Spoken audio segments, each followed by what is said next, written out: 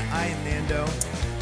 And I'm DJ, man. Yeah, I'm DJ. I'm here for you. Hey, how's it going?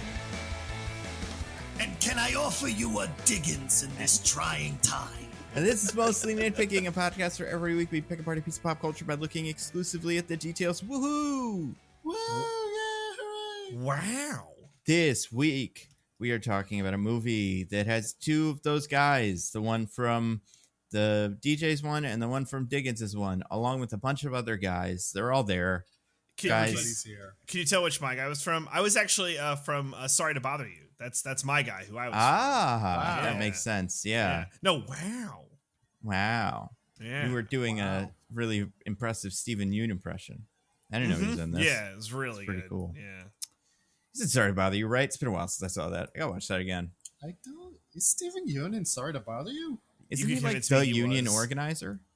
Like, doesn't he? Oh, that yeah. Sounds right. That sounds right. Pretty sure it's him. Yeah, it was the first time I saw him in a movie, and I was like, oh, he's something. Like, because I hated The Walking Dead. Like, and it's not his fault. He didn't write it. But god damn it, did that movie squeeze all the goodwill for all the other actors. Especially him, because he's the one that died, like had that really awful fake out death, and then they brought him again. But anyway, yeah, so he is he's in that. I watched that whole Boots Riley show, the new one. Oh, like I'm a Virgo? Not a huge fan. Yeah, it's weird. Oh, I've been meaning to watch it. I haven't yet. It's got interesting ideas and it's cool looking, but I do feel like Sorry to Bother You is just pretty tight. Yeah, and even Sorry to Bother You goes in a lot of different directions. So anyway, that's not what we're here to talk about. We're here to talk about another Lakeith Stanfield production, and it is Disney's Haunted Mansion. Yep, I got it.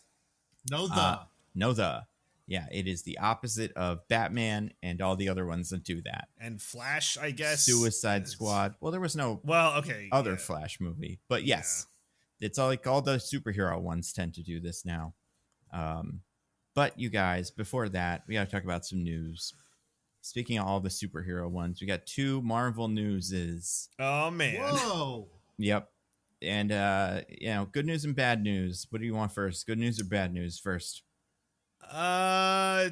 Give me some bad. Well, let's start bad. I'm a bad boy. I mean, I don't know if this even counts as bad news. The news is that Secret Invasion was bad, and now people are talking about it more. It's gained traction somehow. Yeah, it's a conversation piece. I mean, that's what it is. People don't want to watch an average Marvel thing. They either want to watch a great Marvel thing or talk about a pretty rough Marvel thing, the roughest of them. And this is definitely that. We're talking about it, right? Exactly, right? Well, it's art. Now, Dickens, you have yet to see Marvel's Secret Invasion. That's true, and God willing, I never will. Since from what I hear, I don't need to before the Marvels. That is correct, but also our podcast listeners, they may demand it because they live to see you suffer. All of us, really, not just you, but they live to see the individual members suffer. So I mean, the world in general lives to see me personally suffer. Fair enough. But it was bad, and so I actually, do you know anything about it, Diggins? By the way, have you seen any pictures online? I know that it's about the Skrulls. I know that because of what they've already done with the Skrulls in the MCU, the metaphor gets extremely confused and politically incoherent. Do you know anything about the ending? I know a certain villain who appears and apparently takes up a lot of the ending, but I don't know how or why, like the context of that. Sure. Okay. Sorry, are you familiar with Kingsley Ben-Adir at all? Of course I'm familiar with Kingsley Ben-Adir. He was just in the Barbie. Yes. Tall Barbie. He's tall the main Ken. Yes. He's the main guy. He's the main bad guy. And at some point in the show, he becomes a Super Skrull. And then at the end of the show, he becomes a Super Skrull, but with all of them. He's all of the people. He's a Mazo? Honestly, yes. Or like the what's the one in Marvel? The Super Adaptoid. He's kind of that. And I don't know if there's ever been a Skrull that's been this powerful. Sometimes you'll have one that has like the X-Men's powers or something, And I don't think any one of them's ever gotten all, because it would be stupid to do that. But yeah, I don't think the comics, there's no precedent for that. I'm sure there's some kind of thing that's kind of in that, but yeah. But so he is this, and then also Amelia Clark, who plays a Skrull. It doesn't matter. She is also this. She like tricks Gravik into making her also Super Skrull. Yeah, Ben Mendelsohn's daughter Skrull from the other one from Captain Marvel is Amelia Clark, who, man, she just cannot catch a break. She really can't, man. I feel for her, and I think she was okay in this, and she seems like she's having a lot of fun doing, promo and stuff. She's apparently a big Ben Mendelsohn fan, so can't have been all bad. But I mean, when her arm became Drax's arm, Nando, were you just like, oh, I can't believe it. Her arm is now Drax's arm. I was like that. I was like, I don't think Drax's arm is even that good. I don't think it cracks the top 10 of arms she has like downloaded via the serum. Also, she holds it threateningly over Samuel L. Jackson's head, and he's like, "What? Am I supposed to know what that is? I don't think I've met them. I'm pretty sure." Also, like, you'd see his arm, and you'd be like, "Oh, the Hulk," and you'd be like, "No, it's a different guy who's green and strong, and not as strong as the Hulk." So the way they decided to differentiate that in the show is because this is genetic material. Spoilers for Secret Invasion for anybody that gives a shit. All the powers also come with like a little kind of tell. So like Drax's arm also has his tattoos, even though those are tattoos. I don't know if his species gets them like hard coded into their DNA as they get the tattoo done, but it's like you would never know that that's Drax's arm. Besides the fact that it has those tattoos. Nando, fucking Ebony Maw's arm has the rings. Yep, those are genetic rings. I feel like there's probably an even dumber one that we kind of haven't even paid as much attention to, but like those are the two really bad ones. Yeah, those are awful. I've mentioned before, all Pokemon that look like they're wearing clothes, it's important to remember that those are actually just fleshy lumps that are part of their bodies. And it's like that with all the Marvel characters. Yes. All of their costumes and stuff are just fleshy lumps that are part of their bodies. Well, and that's the other thing with the Skrulls. It's like, okay, let's say, it's getting a little off topic. Hey, DJ, let's pretend me and you are having an argument about who's a Skrull or whatever. And we have to convince Diggins. It's like, you're like, he's a Skrull. And then I'd be like, no, DJ's the Skrull. And then I'd be like, hey, DJ, just take off your jacket. If you can take it off, then you're not a Skrull. Or it's a part of your body that is part of your camouflage, and you cannot physically remove it. Because all the Skrulls do camouflage clothes, too. Why has no one checked on that? Also, what happens if they go to a restaurant? No, I'm going to keep this parka on. Yeah. Stupid. I need the trench coat. So anyway, at the end of the show, there's a big Skrull fight between the two best Skrulls, and they're the best. And apparently the director for the show, and he directed all 6 episodes, Ali Salim, I hope I'm pronouncing that right. He said that the reason for the Skrull fight, it starts with Kevin Feige, who says, we're going to have a Super Skrull fight and all superpowers are fair game. I think that is actually best communicated in the moment where Gravik takes the vial from Fury and puts it in the computer for analysis. We see, it is all the superpowers scrolling up here. So apparently this was a Feige mandate that we just have a Super Skrull fight at the end of this. Guys, has Kevin Feige lost it? No, and now that you mention it, I had not read this article. I think that guy just misinterpreted Kevin Feige. Kevin Feige said all the superpowers are game. And this guy read, they have to have all the superpowers. Okay. Let's make a list of all Kevin the superpowers. I mean, like, listen. Of course, we all know Kevin Feige can never fail. He can only be failed. That's right. And also, Feige is our infallible, immortal God Emperor. And all of his decisions are correct. Only bad faith advisors and incompetent underlings ever stop his perfect will from being implemented. I also cannot imagine that Kevin Feige would have been like, yeah, obviously the rings are part of his fingers. Like, some of these decisions are just so baffling. Like, the way that they're explaining it, like every Avenger spilled blood in the Battle of Earth. It's like, really, Korg? The Rock? What did you harvest to get him? Big pieces of rock that he shed from his body? Like, they don't all even have blood. What is this? Like, and then, because there's a point early in the series where it's like, we're going to do Super Skrull. but we're gonna do it with like the sound alike kind of powers. We're gonna have like Groot's arm, that's your Mr. Fantastic. Extremist Soldier, that's your Johnny Storm.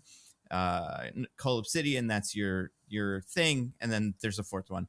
And I was like, okay, that's clever. You know, like I get it. I see what you did there. But then they did this instead. And yeah, doesn't make any sense.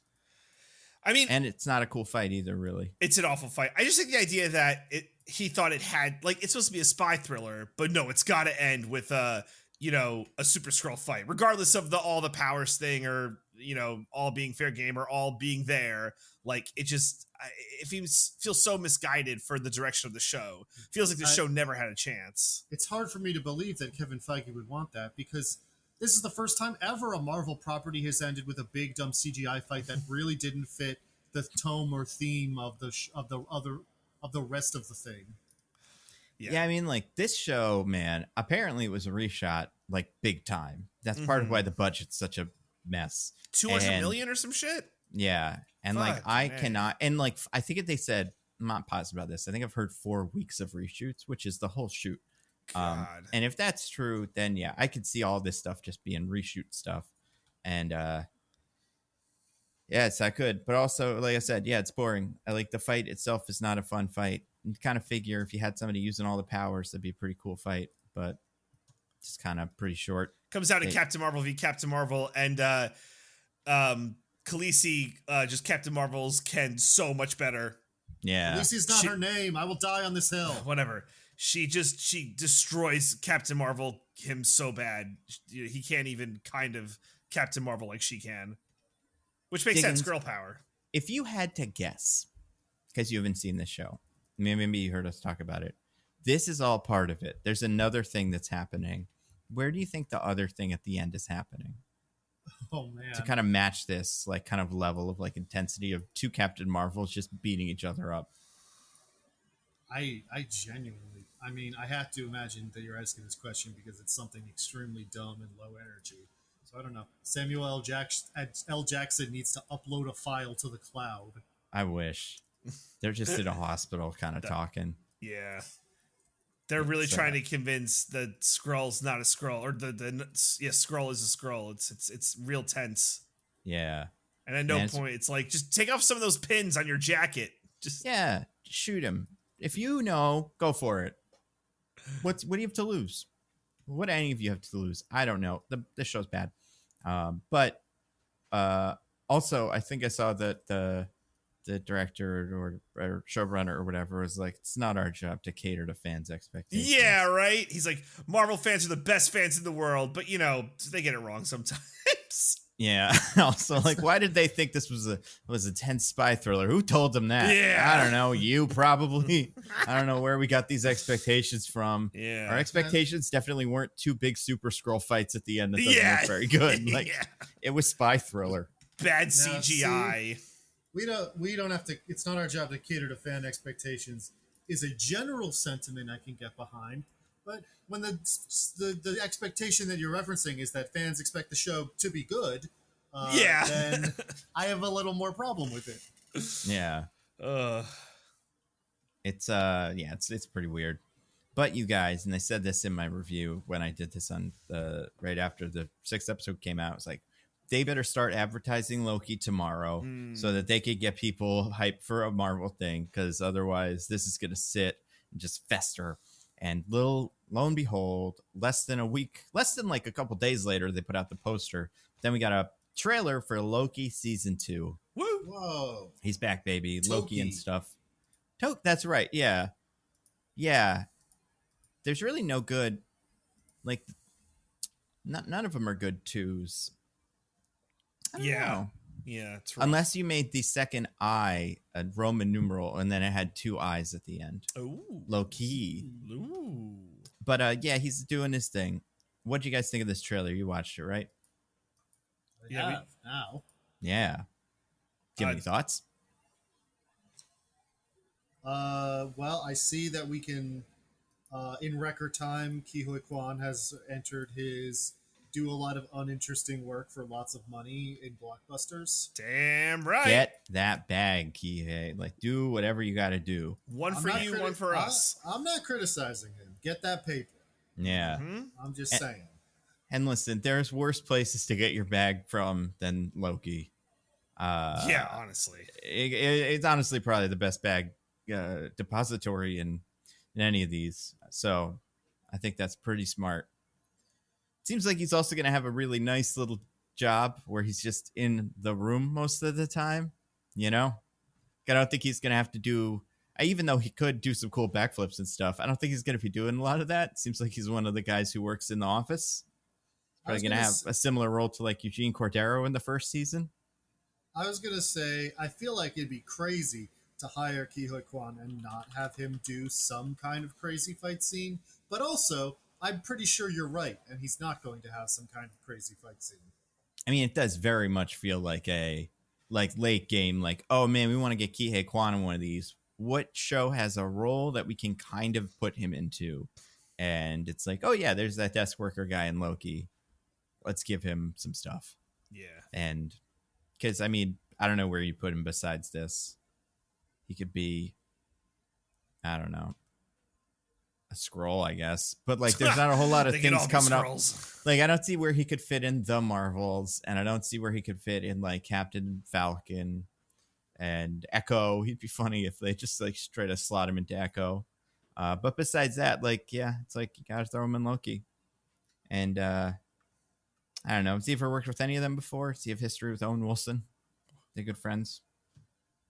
I mean, he retired from acting not long after, when he was a kid, and has only just now returned to it. So pretty much any actor, like under the age of like 60 or 50, he's probably never worked with. See, you'd think that, but also he did like stunt choreography and fight choreography for like the X-Men movies and stuff. So he's been in Hollywood doing work, just not acting. So I wouldn't be surprised if he like was doing like on-set fight coordination for like Shanghai Nights or something like that. And it's like, oh yeah, him and Owen Wilson kind of know each other. I don't know about Tom Hiddleston. He's kind of young. And or like if he was he's doing new bloods. on-set fight choreography for Wedding Crashers. Oh my god, I love Wedding Crashers. I was thinking about that the other day. Remember who the bad guy in Wedding Crashers is? No, I've never seen it. Oh, it's what? It's like Bradley Cooper in his maybe second movie, and he's incredible. Wedding Crashers is good. I will. Yeah. Oh my gosh. Yeah. Like, obviously, it's got some, rough implications in a lot of it, but just as like a comedy about these two idiots, it's quite funny. But you guys, we're not talking about that. Oh wait, other Loki stuff. Wait, was any of it good? Did you guys like it? I mean, are we gonna talk about the elephant in the room? The big statue, TVA statue elephant in the room. Oh right, I forgot about that. Yeah. Well, listen, he's been following the playbook, the only correct playbook for this situation, which is shut the fuck up. Yeah, don't tweet about how they can't find you and like whatever Ezra Miller did 2 weeks in to the whole thing. Remember that? Yeah. It's like, come and get me. That didn't work out. So yeah, he's been following the playbook. I don't know. There's all kinds of stuff. There have been plenty of developments, and I never know what is true. Do you guys have this problem where like you'll go online and you'll see a story and it's like Jonathan Majors actually didn't do it because look at all this proof, and then somebody else will be like, no, that proves the opposite thing, and it's like, well, fuck me, I guess I'll never know. I'm not a lawyer, so I can't figure this out. But I mean, he's still Kang. It's. I think at this point, it's reached the point where, maybe Jonathan Majors can jump back. Sometimes just time is enough, but like, I agree he's following the playbook by not saying anything, but I don't think he's had any kind of like contrition, right? Like he's going. No, yeah. Definitely not. Like, I think it's bad if he gets to just keep on working. Yeah, and I'm just saying he's following the PR playbook. Yes, perfectly. yes. I think he has like an August court date, but like I don't like he's the guy moving forward. I just don't know what Marvel does unless it's just like back to the early days of swapping out Ed Norton for Mark Ruffalo or Terrence Howard with Don Cheadle. Like, unless we're doing that shit, I don't know. I mean, that seems like a very reasonable alternative to what we've got going now. Just swap them. Whatever. Just swap, yeah. As long as like when it's all said and done, because I know there's all kinds of court cases and stuff, but if they are guilty the way that it seemed originally and all that, and there's not some incredible evidence that proves the opposite, then yeah, just have somebody else do it. Yeah. Have a guy come out and be like, that's not Kang anymore, it's a different guy. Have fucking Deadpool tell us. I don't know. He could be reading a newspaper. He'd be like, wow, Kang looks different. And somebody's like, what do you mean? He's like, but we don't talk about it. We're not allowed. No, yeah, Deadpool can start talking about it. And then the Kevin robot from the end of She-Hulk can come out and put a big piece of tape over his mouth. We all get it. We're all too plugged in to be able to miss something like this. Also, I do think it's very funny, though, that like he is in this new season, but he is dressed differently because he's Victor Timely. So it's like an old timey guy with different hair and a mustache and glasses. And it's like, that's what you would do if you were just trying to disguise him. Yeah. Have him be played by like Schmonathan Schmajers. He's a different actor with glasses and a mustache. What are you talking about? Yeah, he's a new guy. We don't like him, right? Schmonathan's guy's going to be on the up and up. I feel good about him. Hollywood's hot new guy. And to be fair, Nando, how they'd handle it in the old days is that Josh Brolin would show up at the woman's doorstep with a pile of money and a gun and says, pick one. Well, and that's the crazy part. And I've said this about not all of them. This is always my problem with Flash and the Ezra stuff is like, man, I get it. People getting real up in arms about the Flash and all that. But man, we let what's his name? William Hurt be in like 7 of these. And he pretty much confessed to doing some really bad stuff. So I feel like, and Josh Brolin's another one where like, we got to maybe just look at everybody's resume, figure out who we keep and who we don't. But I was making a reference to. Oh, you were doing Hail the other Caesar. one, Hail Caesar. Oh, I didn't know. Wait, what did Josh Brolin do? Oh God! I mean, listen. Oh no! It's Nando just slandered Josh Brolin, an innocent man. No. He totally did something. He's arrested in 2004. Diane Lane, domestic spousal battery. So yeah, and I'm like, I believe I'm looking at this article now, and it's a little bit like confusing, or it's like it's not incredibly clear, but I'm pretty sure he's been like, yeah, that happened. Yeah, it was really stunk that I did that, or like that happened. I don't think they both said exactly what it was, but like that was what they, he got charged with. So I mean, in his defense, it was legal in 2004. So apparently, yeah. How is he to know? I mean, how could any of us have known this thing that he talked about a lot enough that it would be Googleable? Yeah. Everybody in this movie's cool though, right? For now. Yeah.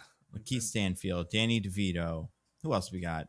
You got Rosario Owen Dawson. Wilson. Oh wait, never mind. I forgot about that last actor. The Hatbox Ghost himself. Oh yeah. Oh yeah. Honestly, he is that. That's not Jared Leto. That's just some fucking guy. Yeah, I mean, it's incredible that they hired Jared Leto of all people to do this when I don't think we even needed to hire an actor for that role, given how it appeared in the end. I think it was a robot who did that. I think they got ChatGPT, or not ChatGPT. Yeah. I think that was just the original animatronic. That could be. Yeah. Yeah, I mean, you could convince me that there's a Nathan For You scheme or something. Just like slap that actor's name on the thing that they didn't do. Just see how it goes. But yeah, there's them. I mean, listen, I don't know what all their allocations are. It's impossible to keep track. You guys, let's talk about a movie. Hey. Let's talk about the big movie of the week, you guys. Oh, man. Barbie and Oppenheimer again. Just kidding. I mean, mean, Ninja Turtles pre-screenings. Just kidding. You're not Haunted wrong. Mansion. Oh, I mean, you're not wrong about the Barbie thing. I still see women in pink going to movie theaters. Yo, it was real quick. Like, okay, this is just real quick anecdote. A ton of pink moviegoers when I went. During the previews of the theater I was in, there were 6 other people in the movie theater. These 2 women just came in to take a selfie in front of the screen of a different movie. They were like going to see Barbie, but they took the selfie in our theater. In this movie? Yes. Well, it was during previews. Like the movie had not started yet.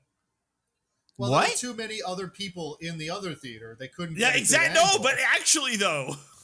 This is the problem with any big movie that gets people into a movie theater that don't go to movies that often.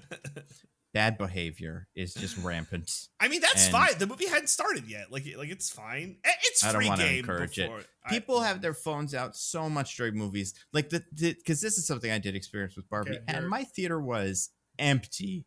People still like to take Instagram pictures of the movie as it's happening to send to their friends. It's Well, crazy. You're speaking with your witch curse experience. Yes. Apparently, yeah. I never see this sort of thing. Yeah, I got him. You know what it is that as I left my house, as you always do, I turned my rear view mirror from up to down, and I didn't see that the cursed bad movie theater goer was in my back seat. But That in makes that sense, moment, you yeah. could see them. Yeah. Yeah. Is it just, do we just like missing the scenes where someone else drives their cars all the time? I don't know. Yeah. Yeah, I mean, we'll get to it. We'll get to it.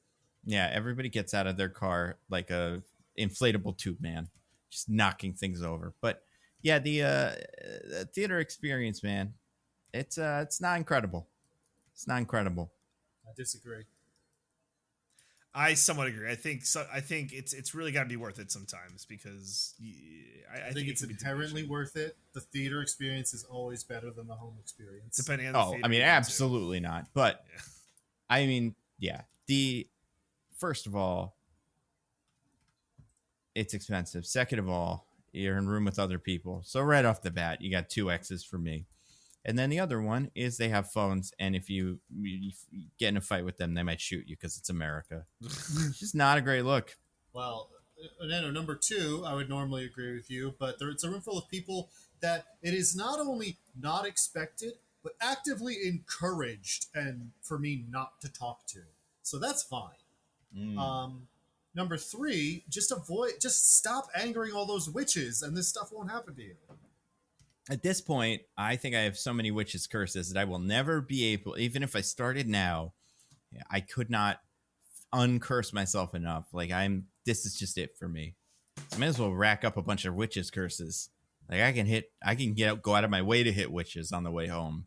Because what am I going to do? Get cursed the 50th time? Who cares? See if you can get in Guinness for the world's most cursed person. Yeah, whatever. You know, it's like that. It's like the double transgression theory from Seinfeld. It's like dogs getting in trouble anyway, so might as well eat that food off the table. It's like that. You guys, speaking of eating food, boy, this is a movie, and not food, branded food. But this is a movie with lots of people eating branded food. Yeah. And we're going to talk about Disney's Haunted Mansion. Ooh. Yes, we do. Now, Nando and Diggins, this isn't a surprise because I told you guys before. So I guess to the audience, we have a guest joining What? us. Wow. Incredible. I thought Diggins is just terrified of any change whatsoever. It's Through his true. little mind. I need everything to be the exact same every single day, or I'm gonna freaking lose it. Well, too bad, guys. I guess now it's a surprise, but there's a guest joining us today. I guess mostly nitpicking's resident Disney expert, my wife, Michelle. Everybody, welcome Michelle to the podcast. Hi guys. Do you remember the last time you were on the podcast? It's Um, been a while. It was a different Disney. It wasn't Mulan. No, I don't think so. Was it like Lion King? Maybe I don't It know. was. Was It it was a Spice different World? Disney movie. Oh, it should have been Spice No, World. there was something between then and now. Because Spice World's, we were still living in our the old apartment. Yeah. Was it went to the and- Jungle Cruise, right? Yes. Oh, yes. Yes, it was That was Jungle it. Cruise. Yep. You're our bingo. Disney Nice. Good ride job. expert. Good job. Yeah. I am. I'm the Disney ride movie expert. So next Pirates I movie, guess right? so, yeah. God, are they doing another Yeah. one? What is that? What would that be? 6? I assume yeah. they are. I don't know for fact.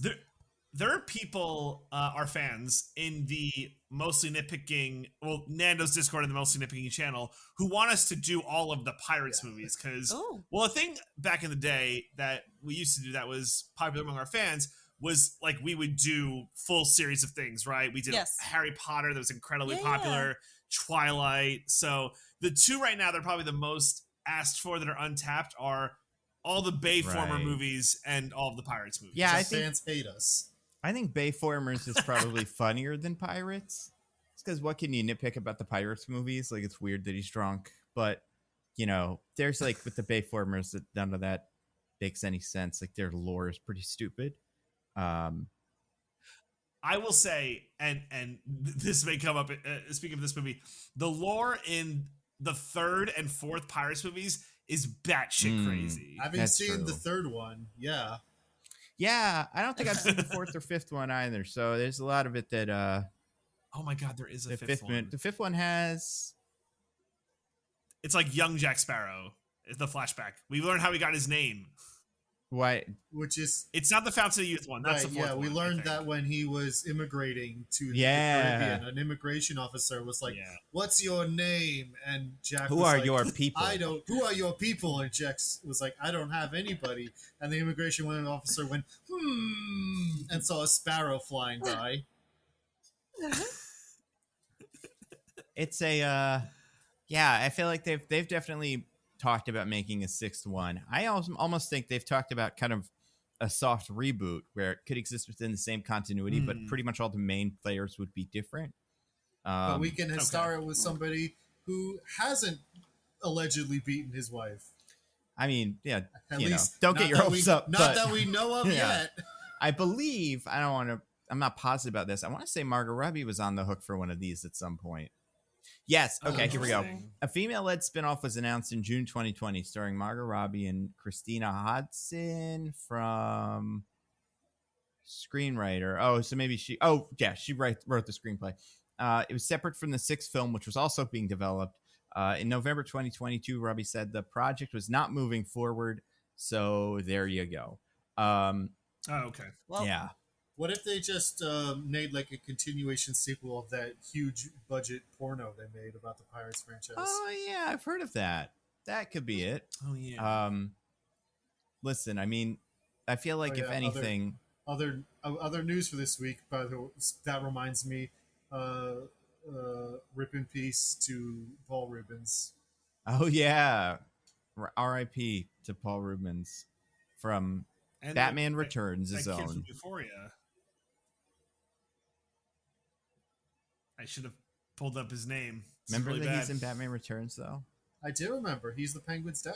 Yeah, I hope what's his name goes to his grave dressed like that. I feel like Paul Rubens would get a kick out of it. Danny DeVito. Speaking of Danny DeVito, but yeah, that's the thing with Paul Rubens. I don't really know him from the. I've never been a big fan of the Pee Wee stuff. I get it. It's kind of it was of its time, and like people that are older and like really into comedy seem to love it. But like besides Batman and a couple of guest appearances on stuff, I don't have a huge knowledge of him. Well, fortunately, in our most formative media watching years, he was laying low on account of that thing that happened. Right. Oh, he was Yep. in the Matilda movie? Is he the dad Yes. in it? No, Danny DeVito's the dad. That's true.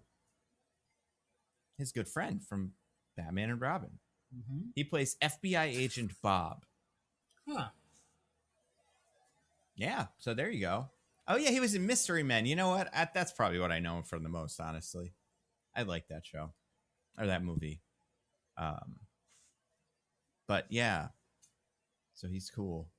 Was cool. Still is cool. You know who else was in Matilda? So Rhea anyway. Perlman, the inventor of Barbie. Wow. Yeah, she was the Yeah. mom. It's true.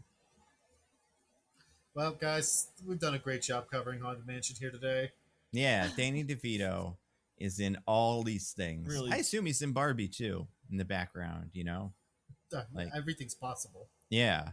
I assume he'll be in the next Pirates of the Caribbean when Disney returns to that well, because I I'm sure mean, they will. They could cross it over with this or something. Why not? One of the ghosts is a pirate or something. Not a pirate, but like a water guy. Who's to say he was not also somewhat related to Jack Sparrow? Why don't they just go to the hell that Jack Sparrow's in where it's all sand and just get his ghost or something? I don't know. That was one of them, right? And there was crabs. There was a lot of crabs in one of them. We can make the Disney ride cinematic universe. We get this, Pirates, Jungle Cruise. The Tower of Terror TV movie. Oh yeah, with Steve Gutenberg. Tomorrow World, we can get George Clooney from that. He can show up at the very end out of a car, and we didn't expect him to be there, but it's like, oh my God, George Clooney's in this too. I think that's it. Have they ever tried this again? I mean, I just want them to like make rides about movies about all the coasters. I want my Space Mountain movie. I want my Big Thunder Railroad movie. I want my Splash Mountain movie. Well, they did have There that. was a Yeah. Splash Mountain movie. Yeah. There was an old Splash Mountain movie, and now there's a new Splash Mountain movie. That's true. But even the Splash Mountain one, that's like a movie based on a ride, or the ride is based on the movie. So if that's what we're doing, we get Indiana Jones, we get Star Wars, like all that stuff filters get a in lot. too. Yeah. Yeah. About the Rock and Roller So anyway. Coaster with Aerosmith. I want an It's a Small World movie. Yeah, I How do does that that, not yeah. exist yet? I feel like that is probably the single most marketable Disney ride in terms of just I people don't know know what what it it would is. be. What would it be? Okay, so what is It's a Small World? Are they like little toy-sized people? What do they look like? They look like dolls. You know, for Like some reason, not like porcelain dolls, like baby dolls Yeah. almost. For some reason, I'm imagining It's a Small World movie would be almost a carbon copy of a Trolls movie. Yes. Mm. Yeah. Yeah, international flair. You know, the dolls They from gotta all like around the world. they gotta I like mean, go on a journey on a stylized Earth that's just stereotypes of all of our great Earth cultures. Yeah, there's a lot of problems with the It's a Small World ride now that I think about it. One of it is these things are terrifying. Like looking at them in a movie, I think would really be somewhat upsetting. I like the aesthetic of the ride in general, but these dolls, man, it's tough.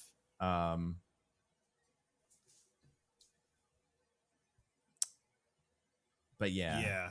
I mean, not to say that like the Rock and Roller Coaster, like Steven Tyler looks at it much better, but just some of these. Also, I forgot this is a water ride. Yeah. Yeah. Huh. Well, Well then, that's something. Maybe that's it. They make a That's lot the hook. of money, and they donated. I think I forget to what foundation, but all the money that they take out of the waters that people like Throw the throw change coins people into. throw in. Yeah, they donate that to I forget what charity it is. the Disney Executive Fund. Poor Disney Yeah. executives. They are poor. I want to say Disney is a Disney Matterhorn too. I want to say that was something that was maybe going to get Yeah. a movie at some point, but I don't think that happened. Oh my god. Yeah, because that also have the Abominable Snowman in it. Two different rides, right? Yeah. Everest. Oh, Has Yeah, okay. Everest is the So- snowman. Yeah. Expedition Everest has Yeah. the snowman in it. Maelstrom also used to have like the Yeti in it, but then they replaced Maelstrom with Frozen. Oh, Didn't Maelstrom have that big old troll? Oh yeah, maybe that's what I'm thinking of. Not a Yeti, a troll. yeah. It's been a while since I've been on Maelstrom.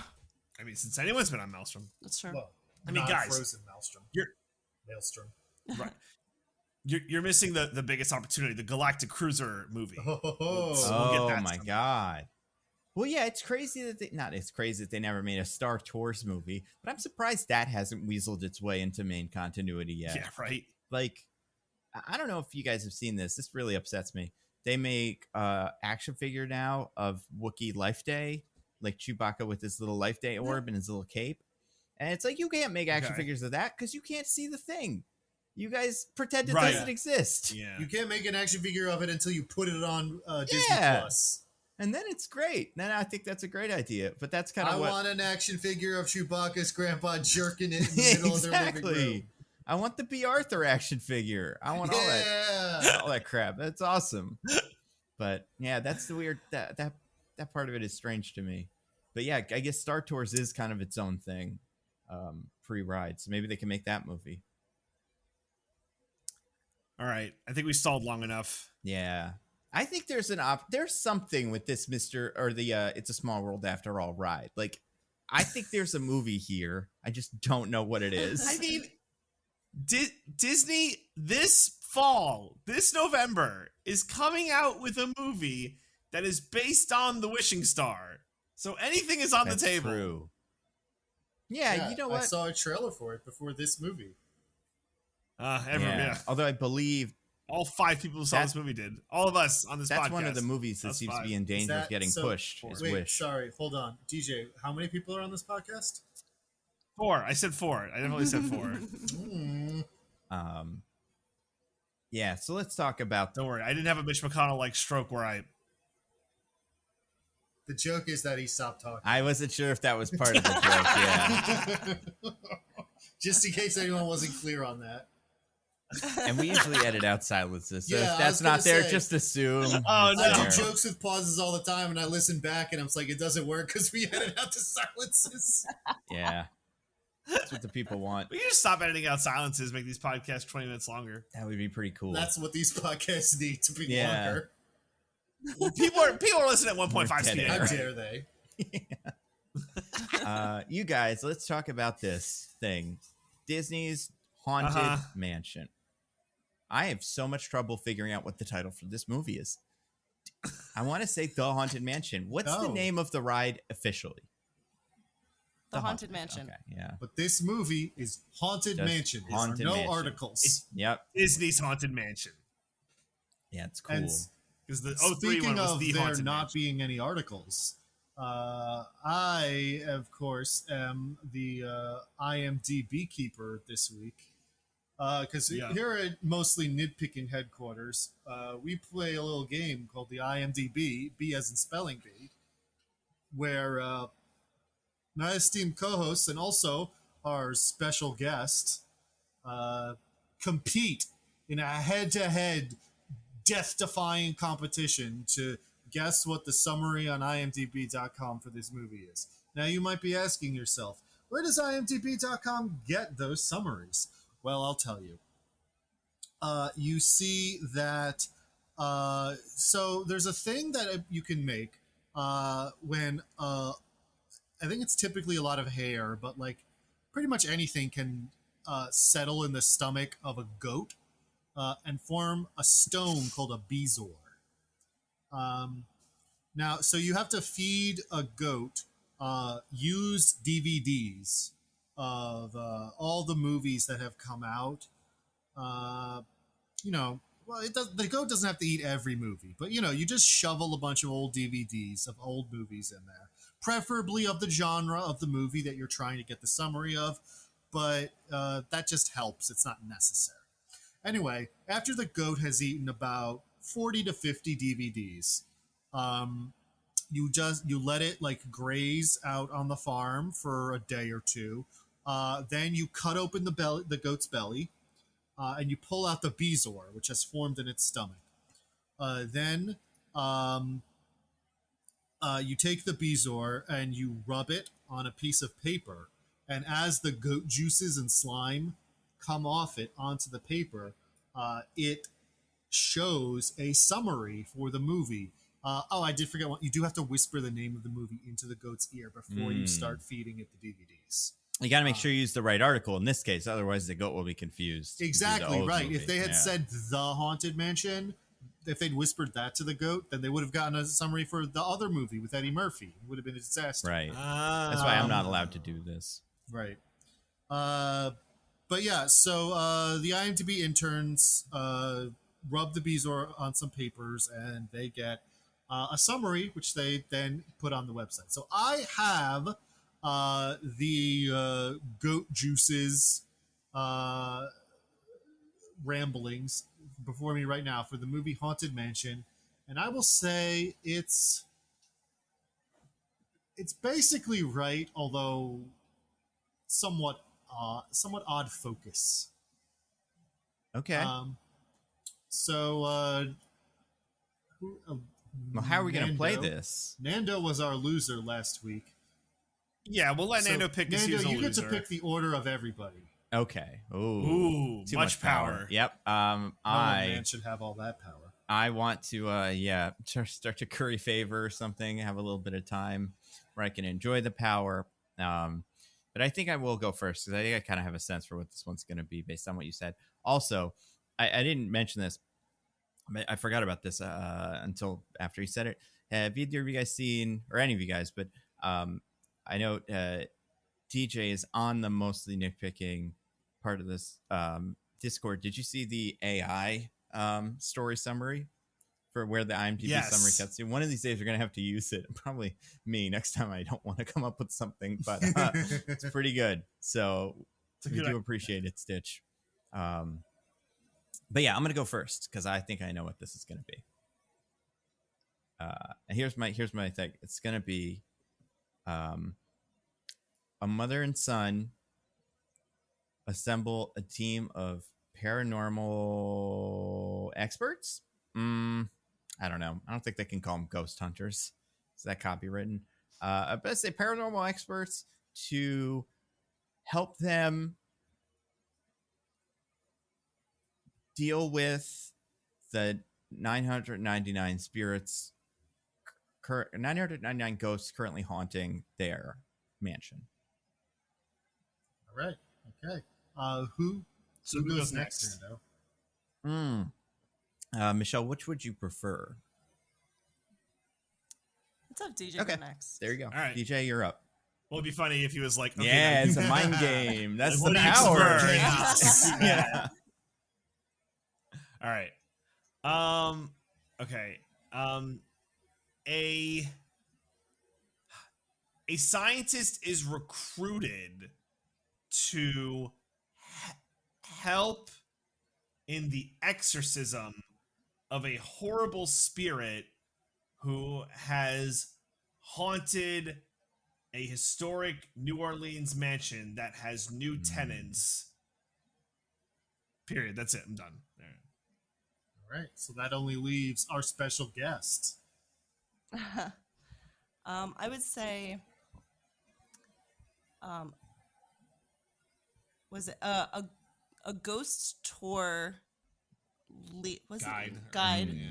A ghost tour guide gets recruited to help a mother and son in New Orleans who moved to a house that seems to be haunted by malevolent spirits and teams up with Owen Wilson and other names to How can you exercise not these remember spirits. such memorable names as Father Kent and Bruce? Bruce, I remember Bruce. Bruce! Shout his name enough. Was it to help exorcise the spirits haunting this mansion? Now, DJ and Michelle said the word exorcise, That's true. but Nando correctly surmised that Keith Stanfield is the main character of this movie and therefore not the person this summary is from the perspective of. There we Of go. course. Of freaking course. Honestly, An there was part of me actual that wanted Owen Wilson to be the main character, but I didn't think they'd go that far. And I hate when they do this, man. I told you it had odd focus. Yeah, damn it. And also generally has the structure pretty decent, so I think I do have to give it to Nando. Thank you. Okay. The proud. actual goat juice summary is a single mom named Gabby hires a tour guide, a psychic, a priest, and a historian to help exorcise her newly bought mansion after discovering it is inhabited by ghosts. Incorrect, but sure. What? Yeah. See, what's crazy is, Michelle, you would have you had it all for the part except you focused it around Lakeith Stanfield. I know, the main character. You need to focus it around Rosario Dawson. Had you done Also, that. They didn't even mention her son. Nando also did the mom hires people to do the thing. Yeah. He That's had right. that Yeah, specific yeah. structure. I didn't think to name them all like their jobs. Well, the summary Right. also doesn't name them all and only names Gabby for some reason. Yeah, and that's the other thing is like, man, some of these names, like Michelle was saying, and the she doesn't hire all of them. I'm pretty sure they don't hire Danny DeVito. He just shows up, right? He just shows No, they don't. up. He Yeah. demands to be In involved. fact, he is anti-hired. He is very, very explicitly not supposed to go there. So He's robbed. Yeah. that's true. Yeah, that's true. You know what? Because of- These are criminals. I hope they all get eaten by Satan or whatever. Well, Nando, you have to Hatbox Ghost is all about. understand that the movie tells us all about the horrible curse the ghosts placed on them that forbids them from ever explaining the situation to anybody, Yeah. even people who would believe them if they said it. Oh man. Well, okay. So wait, who's the loser then? Do we do like 3-headed Broadway star with DJ and Michelle, where they each I say feel one like- word in the summary? I feel like DJ and Michelle get to work together to summarize this movie. Yeah, that That's makes fair. sense. So we have to, because Michelle listens to the podcast all the time, Yeah. so All the you time. know what's Because going to it's happen so next, good, right? and she Obvious. doesn't get nearly enough of talking to you in real life. Yeah, I was gonna say. So I think it's only fair, Michelle, that you kick off the next segment of the podcast that you definitely know is going to happen Yep. next. Yep. It's absolutely called this thing, the follow-up IMDb post segment. Right. Well, Yep. I mean, That's what it's listen, it called doesn't now, have a for name, sure. so I'll take yeah, it. I was gonna say that was a trick question. This is the follow-up IMDb post segment. So take it away. So, Yeah. because we lost, we get to summarize what happened in the movie for Oh. those people who didn't see it. And based off the box office numbers, I'm assuming most people listening to this podcast haven't seen it, so we really got to help I don't know. them I feel like a lot of people Okay. couldn't make it into Barbie or Oppenheimer, but we're at the theater anyway. So, you know, probably got some stragglers and kids. Sorry, we're sold out everywhere. You have to go to Haunted Yeah, Mansion. actually, in my theater, the other people in the theater with me were a bunch of like 20-something girls in pink dresses who, at the end of the movie, got up and said, "Wait a minute." Yeah. Not this at all. All right, so we're gonna do this together. Okay. Okay, so the movie opens where in New Orleans, in a bar, with a very happy Lakeith Stanfield. He tells us that he's like an astrophysicist who's studying dark Right. matter. And I think it's New Year's Eve, and he meets a fine lady who does ghost tours stuff. She does ghosts. Her job is ghosts, much like Ken's Mhm. job is beach. Yeah. And they hit it off, and it's great. Smash cut to Lakeith Stanfield is depressed, and this woman is nowhere to be found. And he now gives ghost tours and doesn't do astrophysics, and he's real mad.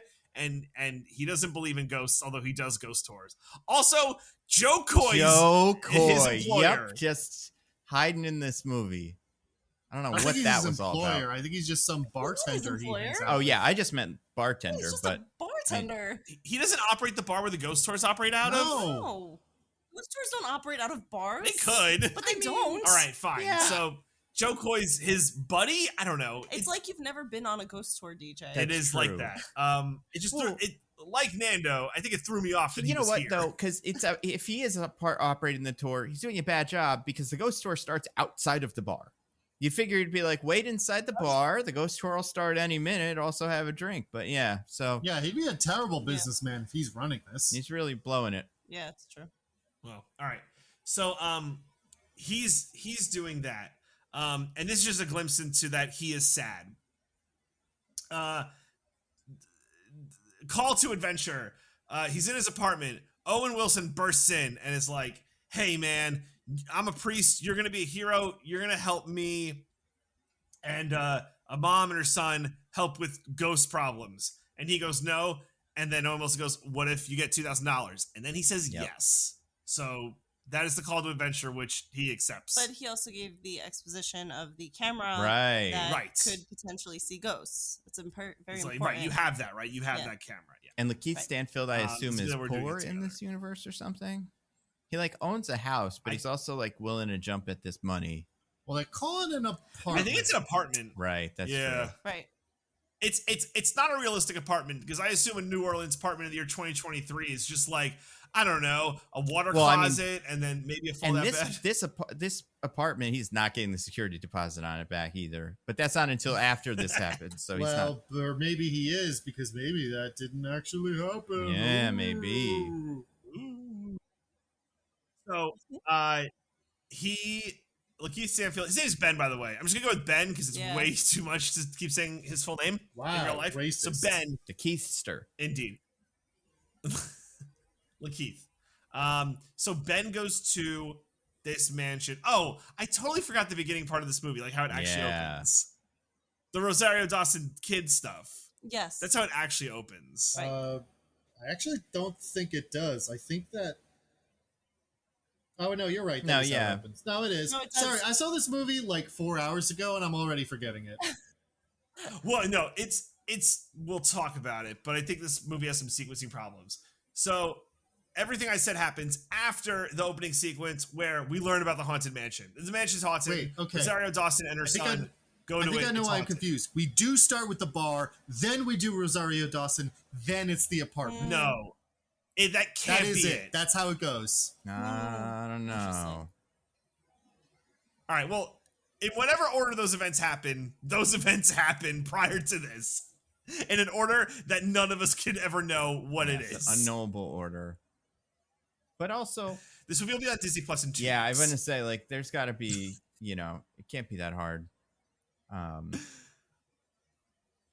Anyway, so Ben goes and meets Rosario Dawson. I honestly cannot remember her character's just name. said it. And her son, Gabby. who's Yeah, also Gabby. The That one I IMDb remember. Summary. Gabby. Seconds ago. You just said it. It All was the right. only name they said.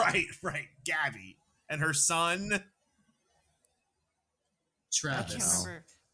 Travis. I remember because at one point he's wearing like a little class Oh, yeah. tie that has a big T on it.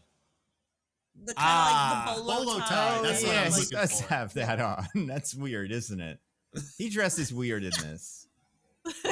No. He dresses nice, Uh-huh. Nando. It's just part of the I hope everyone understands that I completely grasp the magnitude of what I'm about to say, the enormity of it.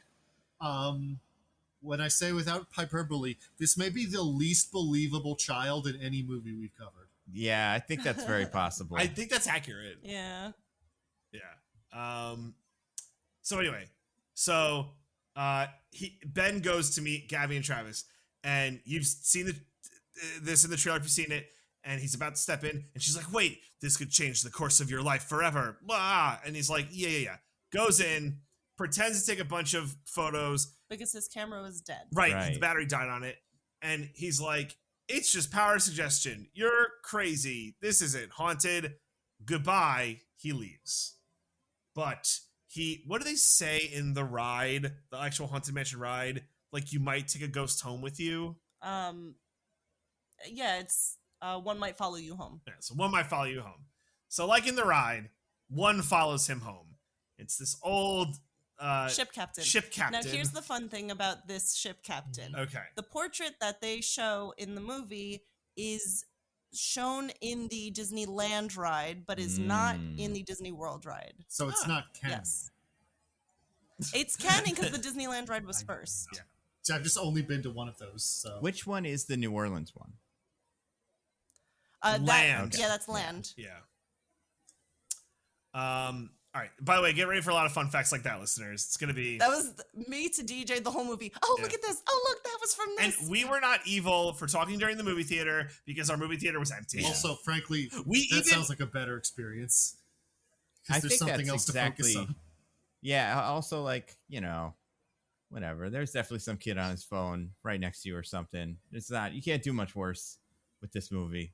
I mean, we purposely moved away from all the people so we Yeah. could just, like, fuck around. Smart. I mean, like, talk. Like, so we could just talk. Anyway, Ghost Anyway. follows him home.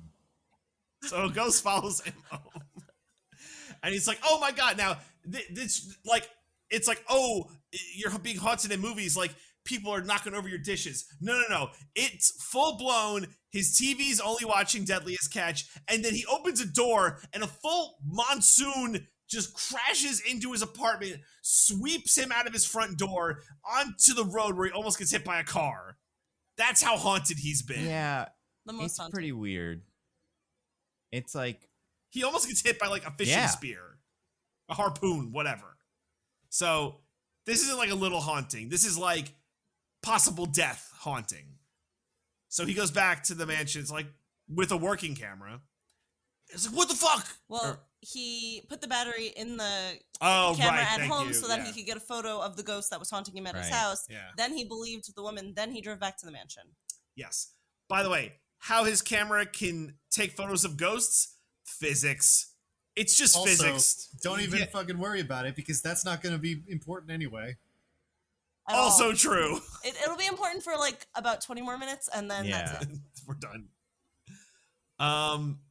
So he goes back to the haunted mansion, says to Gabby, "What the heck?" And she's like, "I told you, bruh." And now he is part of this whole thing. Well, she was also waiting for him outside. Yeah, hold on, GJ. You're severely underselling what she says here, which is, I knew the whole time a ghost would follow you home and keep you from living anywhere except here because that happened to us. And he rightly is like, what the hell? That's not the thing that you said. You're saying you warned me, but that's not what you said even a little. Yeah, and then Owen Wilson is there, and he's also like, yeah, I knew this too. Fuck you. Everyone could have told you this. And like, he doesn't believe. So if they had told him and he was like, whatever, man, I don't care, it's not real, then it would be fun. Then it would be like they really did warn him. And we're getting into nitpick territory. I'm sorry. I'm just, God, this movie. Well, I mean, we've got to beat the chart this week. I know you've all seen the chart. I know at least DJ's seen the chart. I've seen the chart. Or graph or whatever we're calling it, but people have been graphing the nitpicking to non-nitpicking parts of the podcast, and we're not nitpicking as much as you would hope. It's not mostly nitpicking. It is not 50%. Also, that threshold of I also think that person isn't going to keep doing that because he said they said that it makes the podcast work for them, and God knows this thing's already enough of a chore. That's true. And only Roger's allowed to work for this podcast for free. I'm just saying, like, hey man, if you don't want to keep doing it, then don't. It's fine. Yeah, no. But we will. Also, Roger did get the Supreme Court seat, so not really free. Harlan Crow's taking care of it. That's true. But anyway, so yes.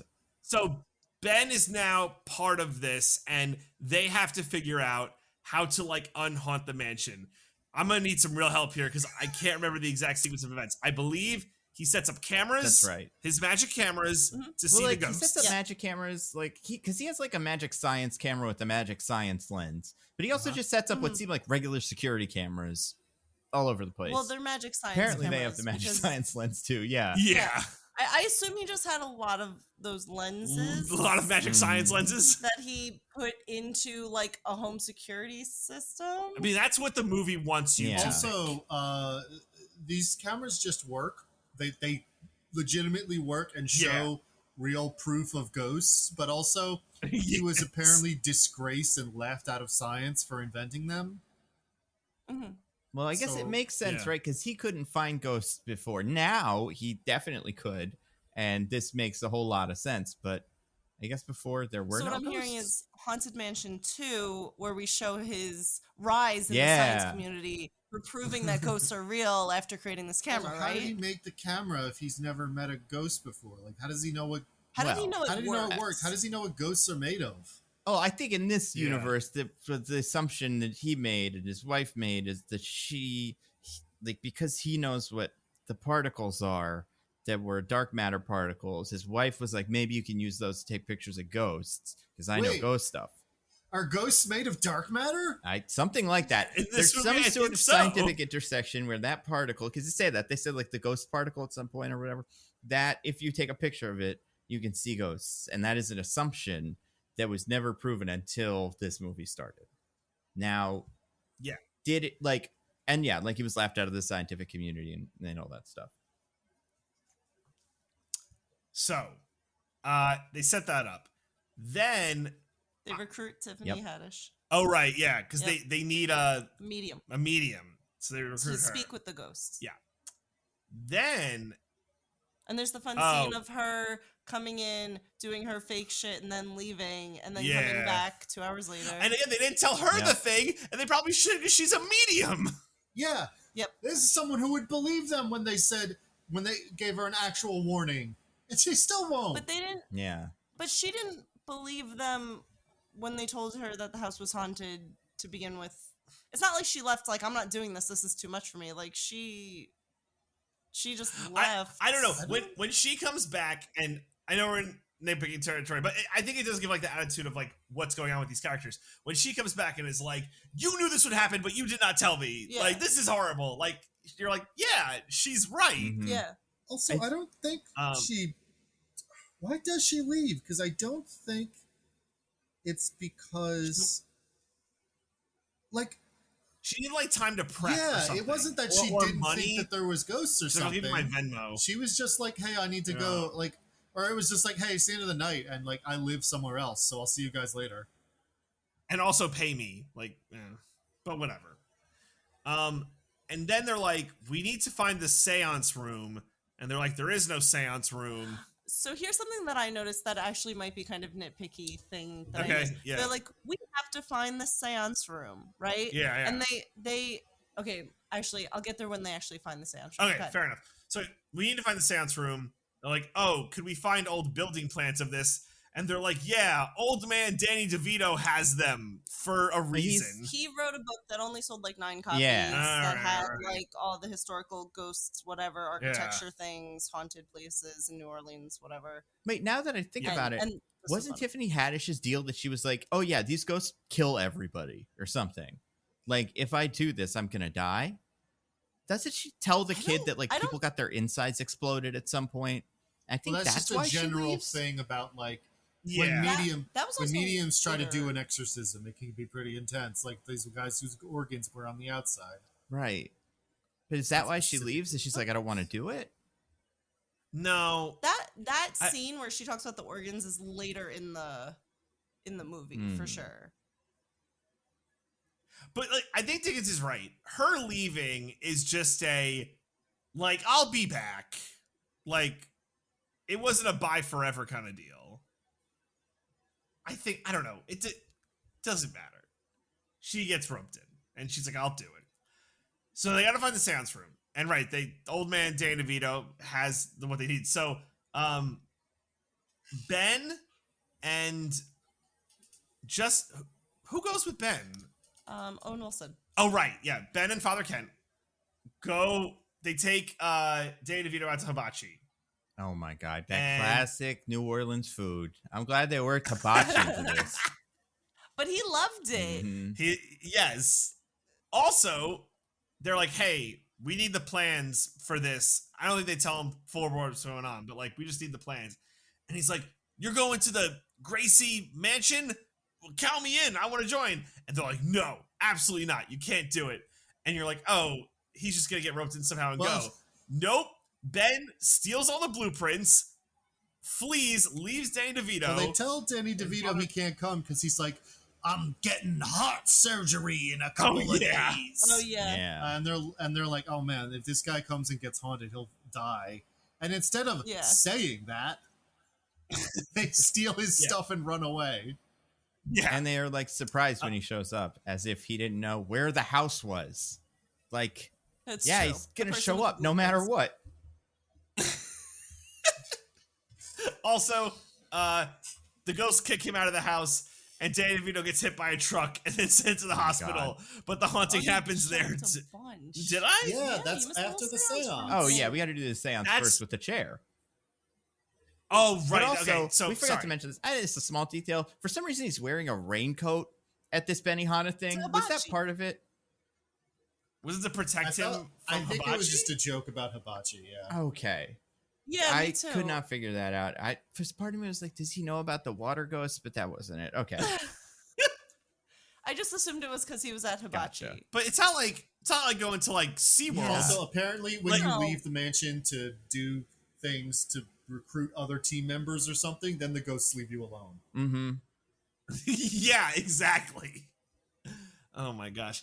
So, I'm sorry. They get the plans. They go to the mansion. Mhm. They figure out where the seance room is. Yes. And they go to it. Right. So, okay. So here's my nitpicky thing about Yeah. this.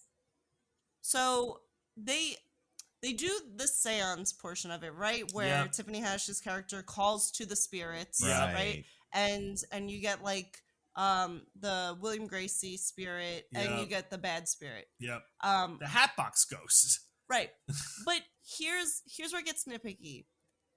They find the seance room Yes. and then they cut away to a monitor that has a label that says seance room on it. Mm. What camera was installed when they found the room? I also thought that. Right? Mm. There was just already a monitor that had a label that said seance room. that was already, they didn't show them installing it. As far as we know, we Right. saw the whole series of events from them discovering the room. Yeah. There was no camera set up as far as we saw, and yet there was a monitor with a label for a camera that showed the ghosts flying around. And It not that was like someone else in who had this mansion set up a security system, because it's the ghost lens. Right. Yeah. Yeah. So that was just something. Well, and that's huge because during the seance on the monitor, we see ghosts come up, but how would that have happened? So that's Exactly. actually huge. Yeah. You wonder, like, did a scene get deleted but missed? Like, Maybe. is that scene somewhere? Yeah. Who knows? Where the writer's just like, it's fine. Don't worry about it. So they managed to summon Madame Leota, right? Is this where they? No. No. Not No, yet. not here, because God. they haven't found the Oh, right. chest yet. Gracie Yes. tells them They have to find to Madame find Leota. it. God damn. You could have just For- made this be the Leota part. For what I have to assume is no reason, since he seems to know everything that's going on. He does. Yeah. He just says, like, give the movie 20 minutes of runtime. He's just like, I don't feel Seriously. like getting into it. Talk to Yeah. Madame Leota. We paid Jamie Lee Curtis a lot of money. Her costume is Yeah. insane. Oh my god. It is. It was so cool. This is a crazy costume. So now Danny DeVito shows up. Yes. The Hatbox Ghost is like mad by the seance. Yeah. He throws them all out. Yeah. Or at least Tiffany Haddish Yes. out into the mud. The first of many tsundere actions by the Hatbox Ghost, where it's extremely unclear if he wants them to be in the house or not. Yeah. Oh my god. I really don't get it. We'll get to it, but none of this makes any sense. Then Danny DeVito shows up. He gets thrown out of the house into the middle of the road, gets hit by a truck, is, when I say fine, doesn't seem like he I broke don't any think bones. the implication he just winds is up he in got hospital bed. hit. I think the implication is the truck stopped in time, but he's an old man with a bad heart, and he got scared very badly. Oh. Also, he's an old man, so even if he got thrown into the street, that might be enough to send him to the hospital. I thought he was hit by that truck. I gotta be honest. I don't think it was super clear. I agree, actually, that, like, in the movie I was like, oh man, he died. But I think it's a deliberate fake out to make you think that, Yeah. but yeah, I'm pretty sure the implication is that he was just scared. Oh, well. Yeah. because you all kind right. of figure eventually one of these characters is going to become a ghost, right? And it's him in this moment. You're like, oh, he's going to be a ghost. He's going to help later. But no, he survives the whole thing. It's dumb. Gets taken to the hospital. They can't stay because it starts getting haunted. They go back. And they take him They take him. because they have to now. 'Cause Yes. He entered the house. Yes. So now it's the search for Madame Leota. Yes. And they go to the attic because they were told to? No, they just kind of decide to. Sure. I think is it like Go to making the noises or something? No, Danny DeVito is wandering around. He goes. I thought they heard noises from the Maybe attic. they heard noises. Whatever it is, basically they're just wandering Like around the late at thumping. night, and Danny DeVito is like, "What about the attic?" Yeah, that sounds So- right. They go to the attic. They fetch Madame Leota, super easy, barely an inconvenience. They say, They do not fetch Madame Leota super easy, barely an inconvenience. He gets attacked by the oh, bride. the bride. Ghost. Oh, that's Oh, right. right, from Oh, earlier. Because she also showed The up to do bride jump from the scares beginning at of the the movie kid. with the kid. The bride who should have been the villain of this movie. Yeah, we'll talk about Yeah. that. We'll definitely get there. Oh my god. Ben gets attacked by the bride, Yes. but finds the trunk that she's in and gets it down Yes. and avoids the bride. Got it. Not super easy, not barely, very much a convenience. Opens it, Madame Leota, go back to seance, the crystal ball that she's in. They go back to the seance room and they summon her. Yes. Well, they brought the trunk to the seance room, Yeah. opened it, found Madame Leota's tomb and the crystal ball. Fortunately, And there was they a are- crystal ball like holder Yeah. setting in the seance room Yeah. already. I think it was. I do think that was on the table the whole It time. might have been. I wasn't paying that close attention. So then she is summoned and gives us all the exposition. Oh, I do have one more fun fact to point out here. In Yeah. the seance room, so there's a few chairs. There's the chair that Tiffany Haddish sits in, which is like just a big wicker chair. But the chair that Ben sits in, is the chair from the ride. Yeah. So it's like a big armoire Your chair. dune buggy. No, Or- not the dune buggy. The dune buggy is the style that Tiffany Haddish's Oh, chair okay. was in, the big dome. Yeah. But the one that he sits in is like an armoire with very stark like print on it. Like I know what you're talking about. Yeah. Okay. Yeah. that's the chair that's in the seance room of the ride. Right. Got it. Yeah. So that was fun. Yeah. They got those Easter eggs in, baby. Candelabra. Okay, so she gives us all the exposition we need to know.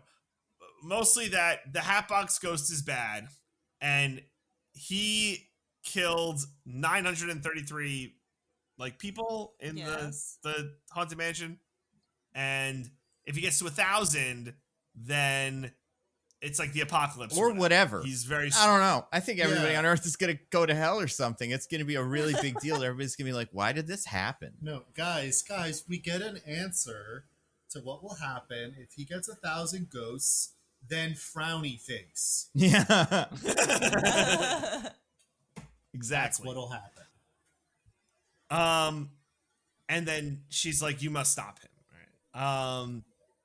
Some point soon after, at some point, we learned that there have been 66 murders. Like since then, I think Danny DeVito immediately Yes. says that. yeah, it's like not even a beat. Yeah, so it's like, why bother with the misdirect at all? Also, this mansion first appeared in the late 1700s, so he was wilding out doing 933 murders up until Gracie was around, and then it took him another 150 years to do 66 more.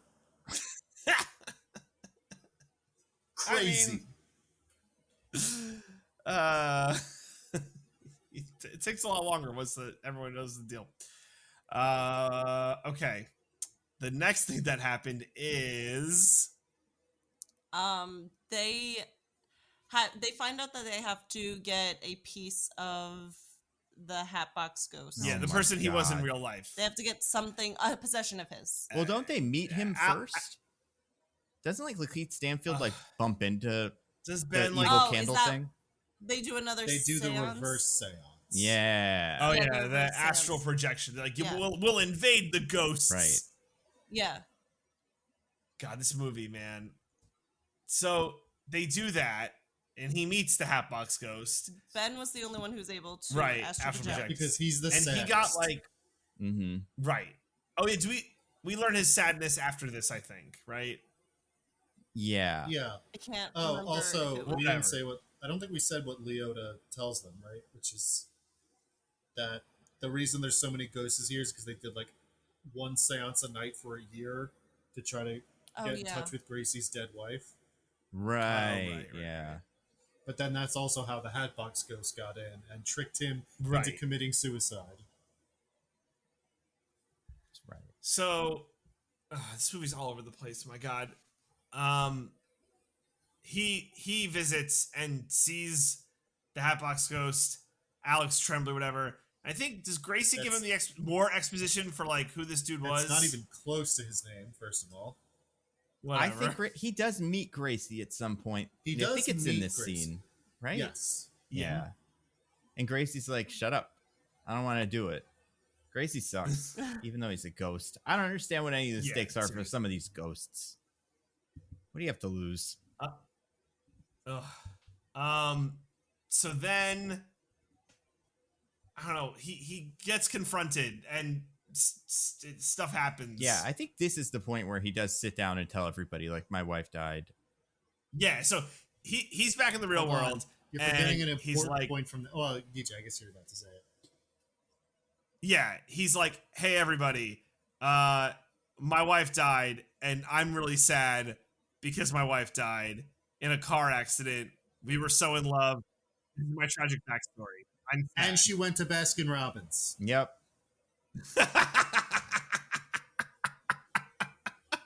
So important you get that Baskin Robbins ref in. Mm-hmm. The saddest spawn con. Yep. 23 flavors. Okay. Okay, then they find out that they must get his hat. Any have to get a possession. of possession of his. his. So Right. this part I'm kind of unclear on. They go to the police guy to do the sketch artist thing. Oh, Is yeah. this because they can't figure out who the Hatbox Ghost is and they need to Yes. see his face? Okay. Uh-huh. Yeah. Yeah. And This was wild. This whole scene Oh was my just God. wild. It was from a different it was- movie that's good. Yeah, we got Yeah, all the time I was waiting as we kept going. I was like, "Where's that trailer scene in the police station? Where's that gonna make sense?" Yeah.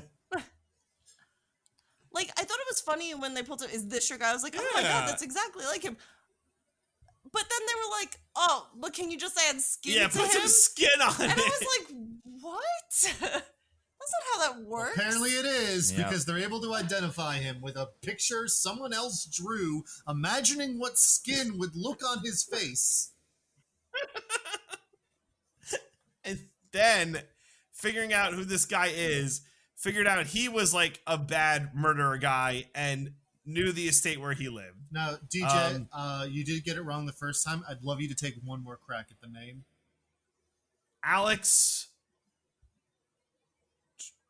Troibel. Nope, not even close. Do you remember his name?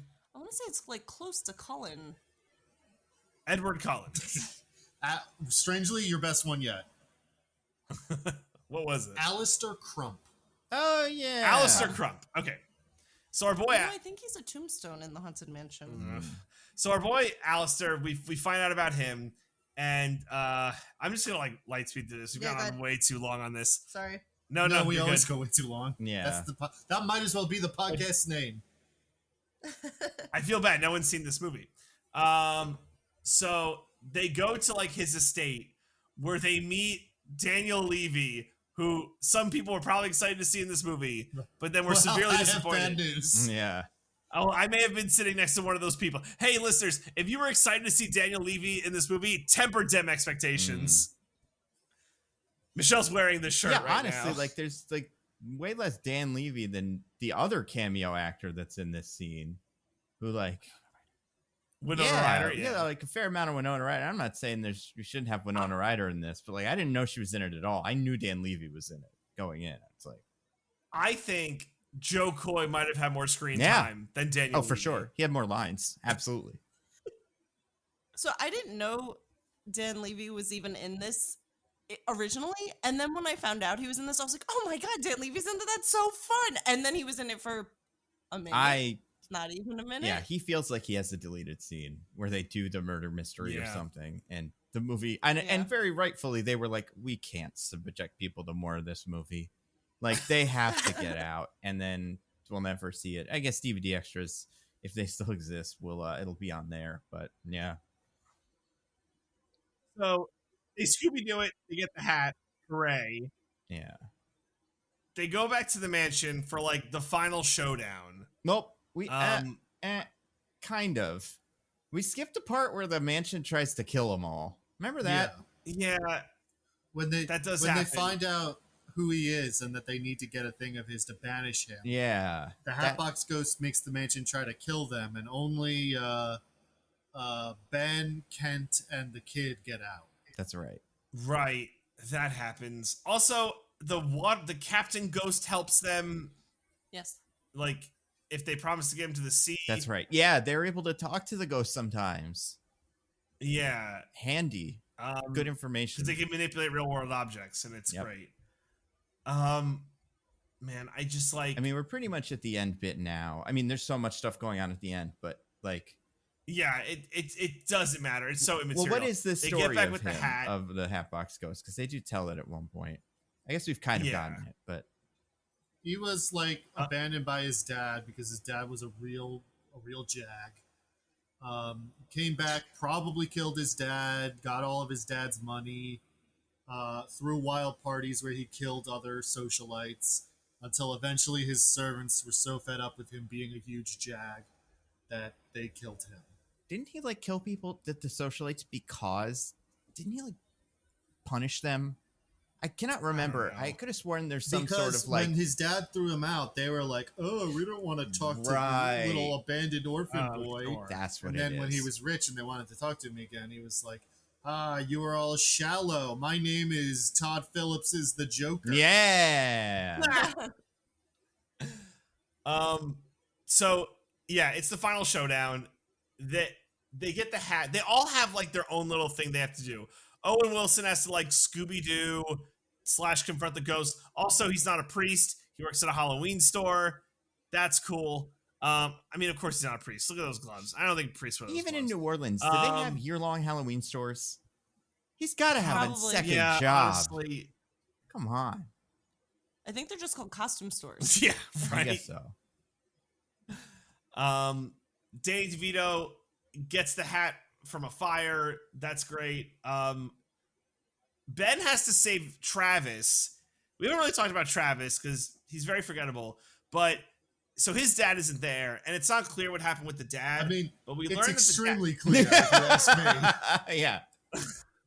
fair. It's not explicit what happened with the dad. But his dad is dead. And also we learned that the 1,000th soul has to be a willing soul.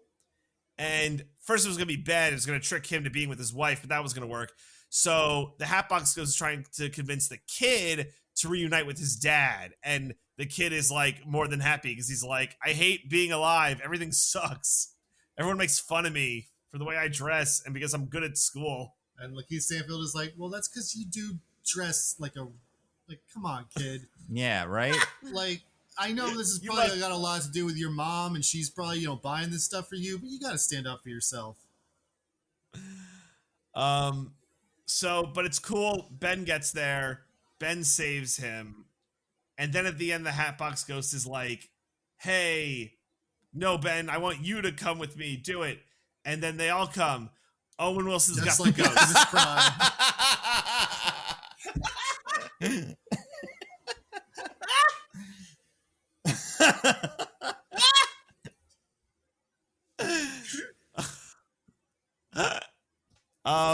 So Madame Tiffany Haddish summons Madame Leota. Owen Wilson has the ghost. Danny DeVito has the hat. Rosario Dawson, she did some stuff, and they all beat the hat. What is Rosario Hatbox Ghost. Dawson doing in this medal? I cannot She's remember. being the woman. She stands there and is concerned.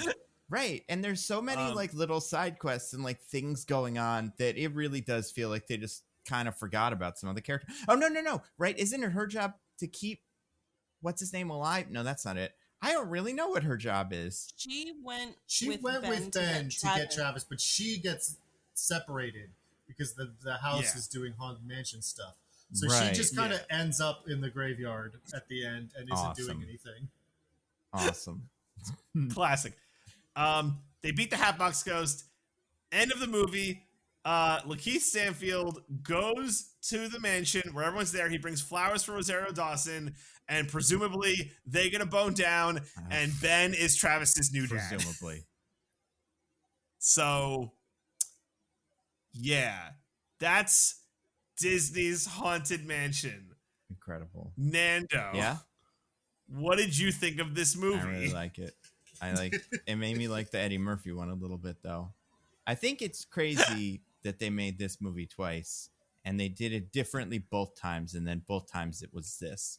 Like this feels so like it feels like the classic example of like, Hollywood executives learning the wrong lesson from like Pirates of the Caribbean this time.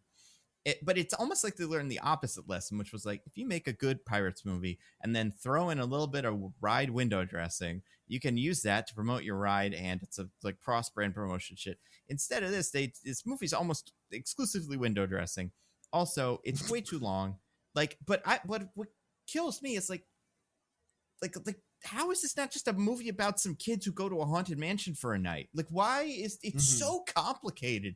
There's so many rules. There's so many bits where they're like, oh, and also the 1,000th soul needs to be a willing soul. It's like, we just did an hour of movie where everyone was really concerned about this, and that doesn't matter now. None of it matters. The movie's weird. Lakeith Stanfield, I didn't really like him in this. I didn't like anybody in this. I think Owen Wilson's fun in general. I think Tiffany Haddish is fun in general. And Danny DeVito was fun in general. But all their characters were weird. I still don't like the way any of this looks.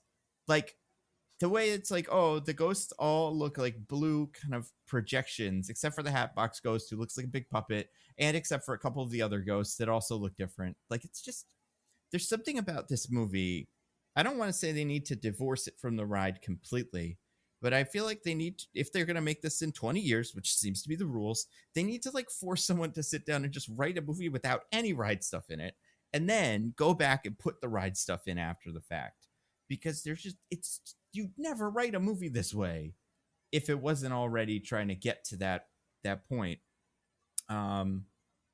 That's it. I don't here's my thing, like, it's not scary enough to be a good horror movie, obviously. It has moments where it seems like it's kind of going for that, and especially in the beginning I'm like, "Ooh, is that what this is?" But it's not. But it's also not funny enough to be like a little horror movie for kids. I found this movie kind of boring, and I think a child would also be kind of bored by big stretches of this movie. So like, I'm not quite sure who it's for. But that could be true said of a lot of these movies. I don't know if I like it more than Jungle Cruise. I think it's tied right in there with that one. And yeah, I mean, I don't like it. All right. We'll have Michelle go next. Do the compliment sandwich.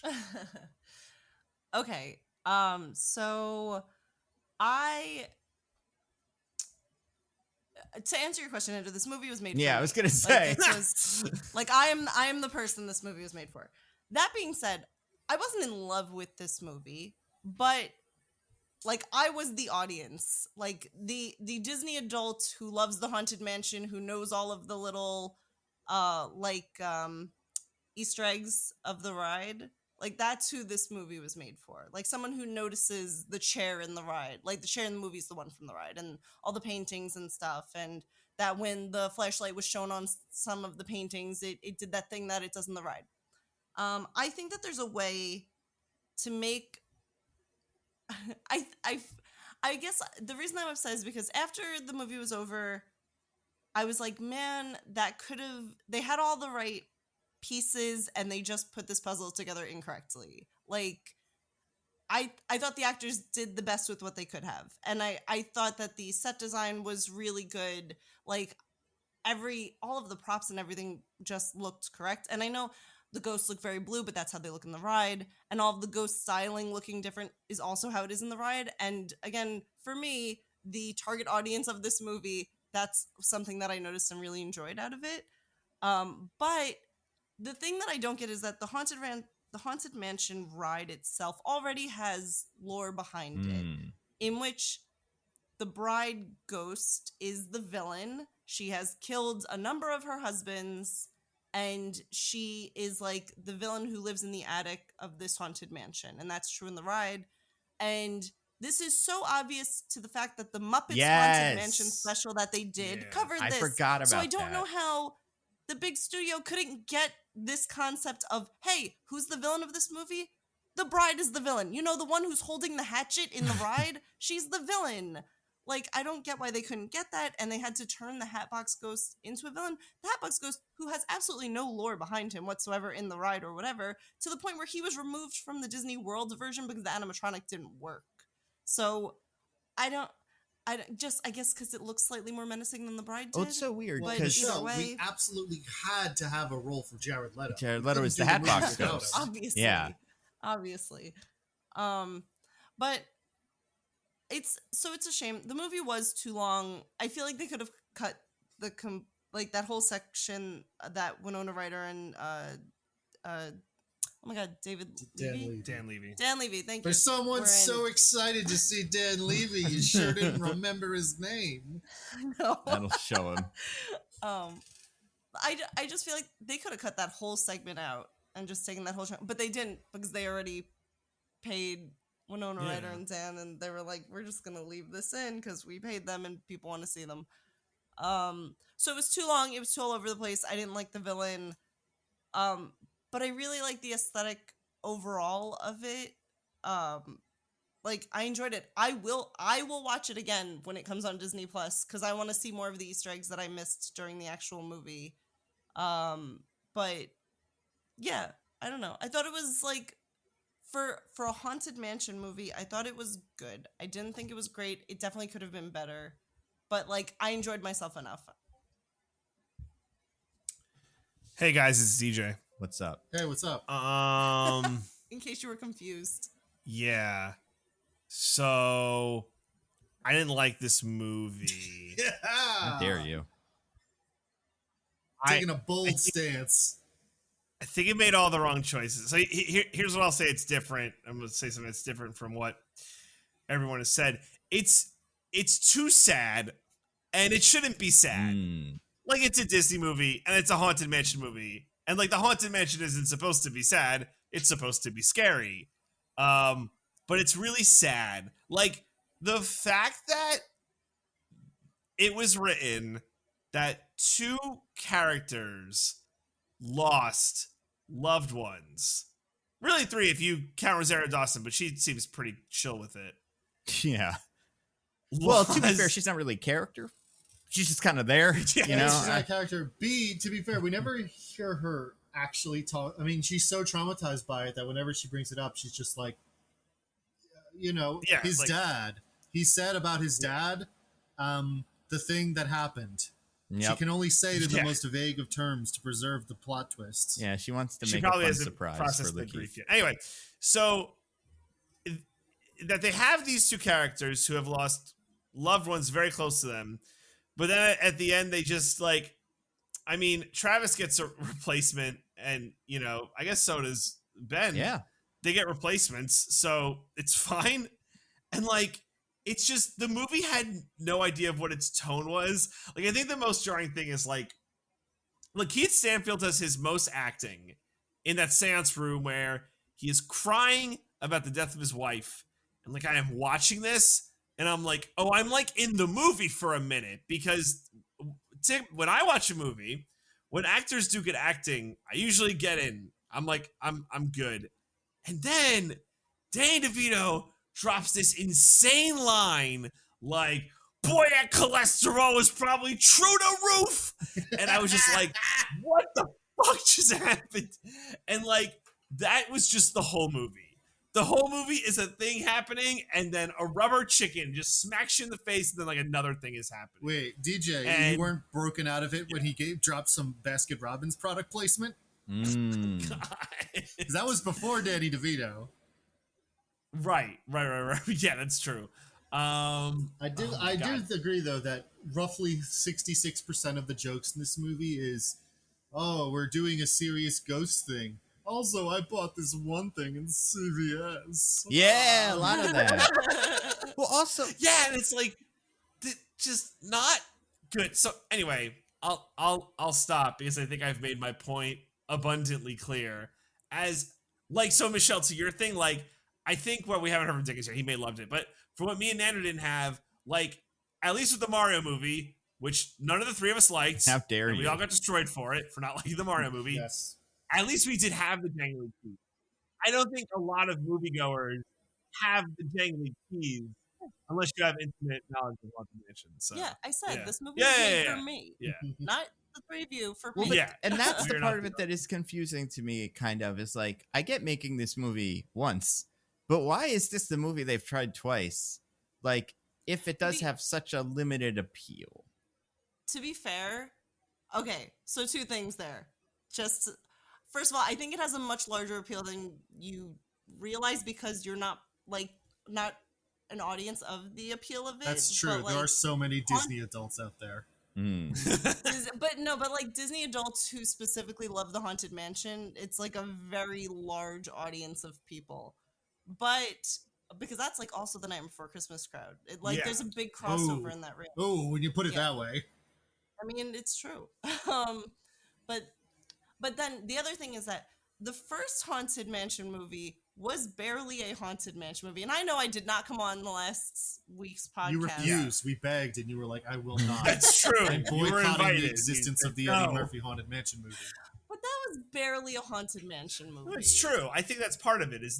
So in I name think they only. were like, we're gonna do it right this time, but then they didn't. Yeah. And but they did it. In my opinion, they were more faithful to the ride in this movie than they were in the last movie. But then they just messed up other things. Yeah. So if you could just hodgepodge these together and take the best of both of them, you might have the best 90-minute movie. It'd be great. maybe. Well, All right, Diggins. I don't think that anything made out of those two movies could be the best anything. Are you sure, Diggins? You I sure? think You don't think it'd be the best, worst thing ever? you could I'd take watch that it. one face that Eddie Murphy makes when the ghost makes out with his wife. That'd be pretty good in here. I could put that in the middle of every scene and I'd get a little bit of enjoyment out of it. That was pretty good. All right. So Diggins, what did you think of this movie? So I mean, I agree with pretty much everything you guys said. About the movie being bad, at least. I'm not a Disney adult. I don't know most of the stuff on the Haunted Mansion.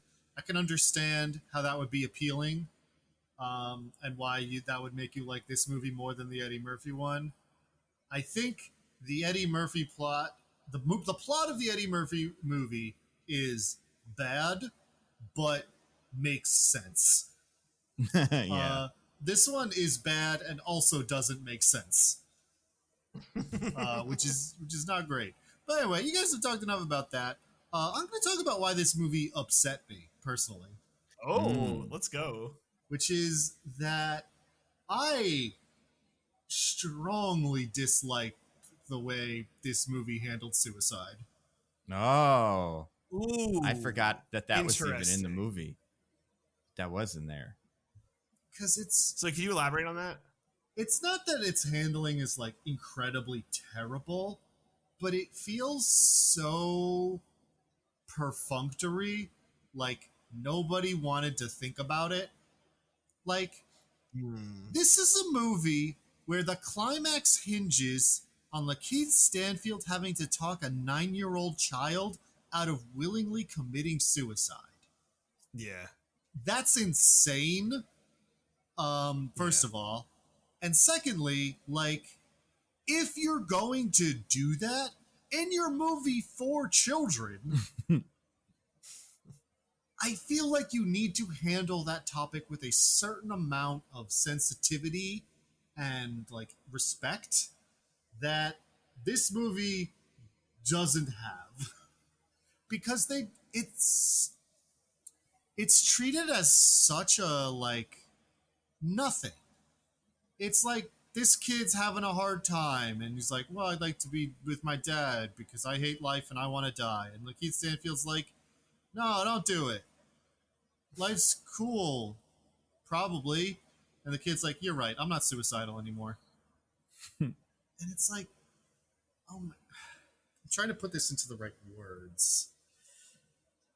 See, no, Dickens, I totally get it. Like, I think that because they make the whole willing soul thing, which probably they shouldn't have done. You just make it any soul. The client, they deliberately make a plot point that somebody's like for the evil plan to work, somebody has to commit suicide. They have to want to die. And like I don't know how you do this to like the only way I see it if you want to keep that but better is if you want to do this weird misdirect where it's like you'd have to have the mix of the characters, but like they think that Travis is having like a bad time and he's gonna do it, and they find Travis and he's like, I'm okay, I'm brave, I'm good in my tent. And they're like, who's the willing soul? And it's like, oh my god, it's Gabby, because Gabby really misses her late husband or whatever. But it's, And then maybe that's how you do a better pivot instead of the 9-year-old. I guess I just don't. I feel like there's no way to do a twist of it that I like, because it's like, I mean, having it not being a child is a having start. it not be a child would be amazing. But Well, see, it's I weird. guess it's such a profound. It feels like like I said, like a desire not to take it seriously, like not to think about the implications of it. For a Yeah. person to be at a stage where they genuinely think it would be better if they were dead, like it's not that things like, not that the situations that the characters are in are unreasonable for them to feel that way, but like that's such a deep hole that like I don't think one speech from this guy who's been kind of hitting on your mom for the past couple days will like is just like, oh, kid's fine now because Lakeith Stanfield told him it's cool. And I don't like that they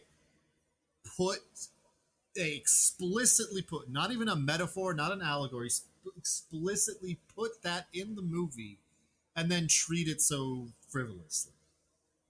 I was gonna say it's weird because in the end, it like the bit where the kid is in the cellar with a ball of light that he thinks is his dad or something, which like in the world of the movie is the Hatbox Ghost fucking with him, right?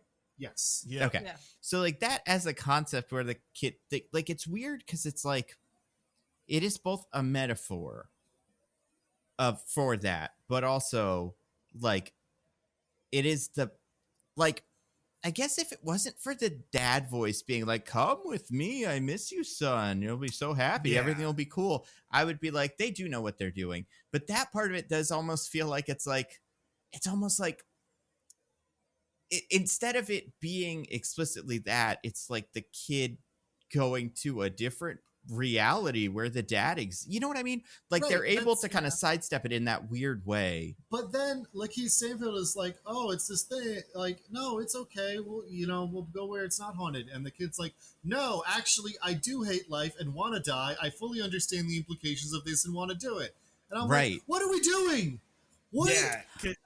Okay, but he didn't say like, "I hate life and I want to die." Well- He said, "I don't want to be here anymore," which also does play into that thing that Nando said, where it's like, well, maybe it is just a different world that like his father is in, which I know, like, I understand. But Like, he knows. see both He sides. knows his dad is dead.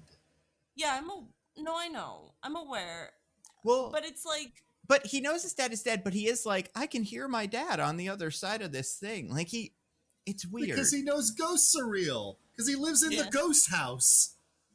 It's a weird double down because it's not like it's a full Travis is being tricked, because he has that line where he goes, "I don't want to be here anymore," and then Travis is like, "Yeah, we'll end this and get out of the haunted mansion." And he's like, "No, I don't want to be anywhere. I'm miserable." Like, they're adding the fact that the kid is depressed to the "I also want to be with my dad," which, like, in conjunction is like, oh man, like, this guy's some problems. Like, pulling back, like, watching the scene, at least for me, like, I was like pretty uncomfortable.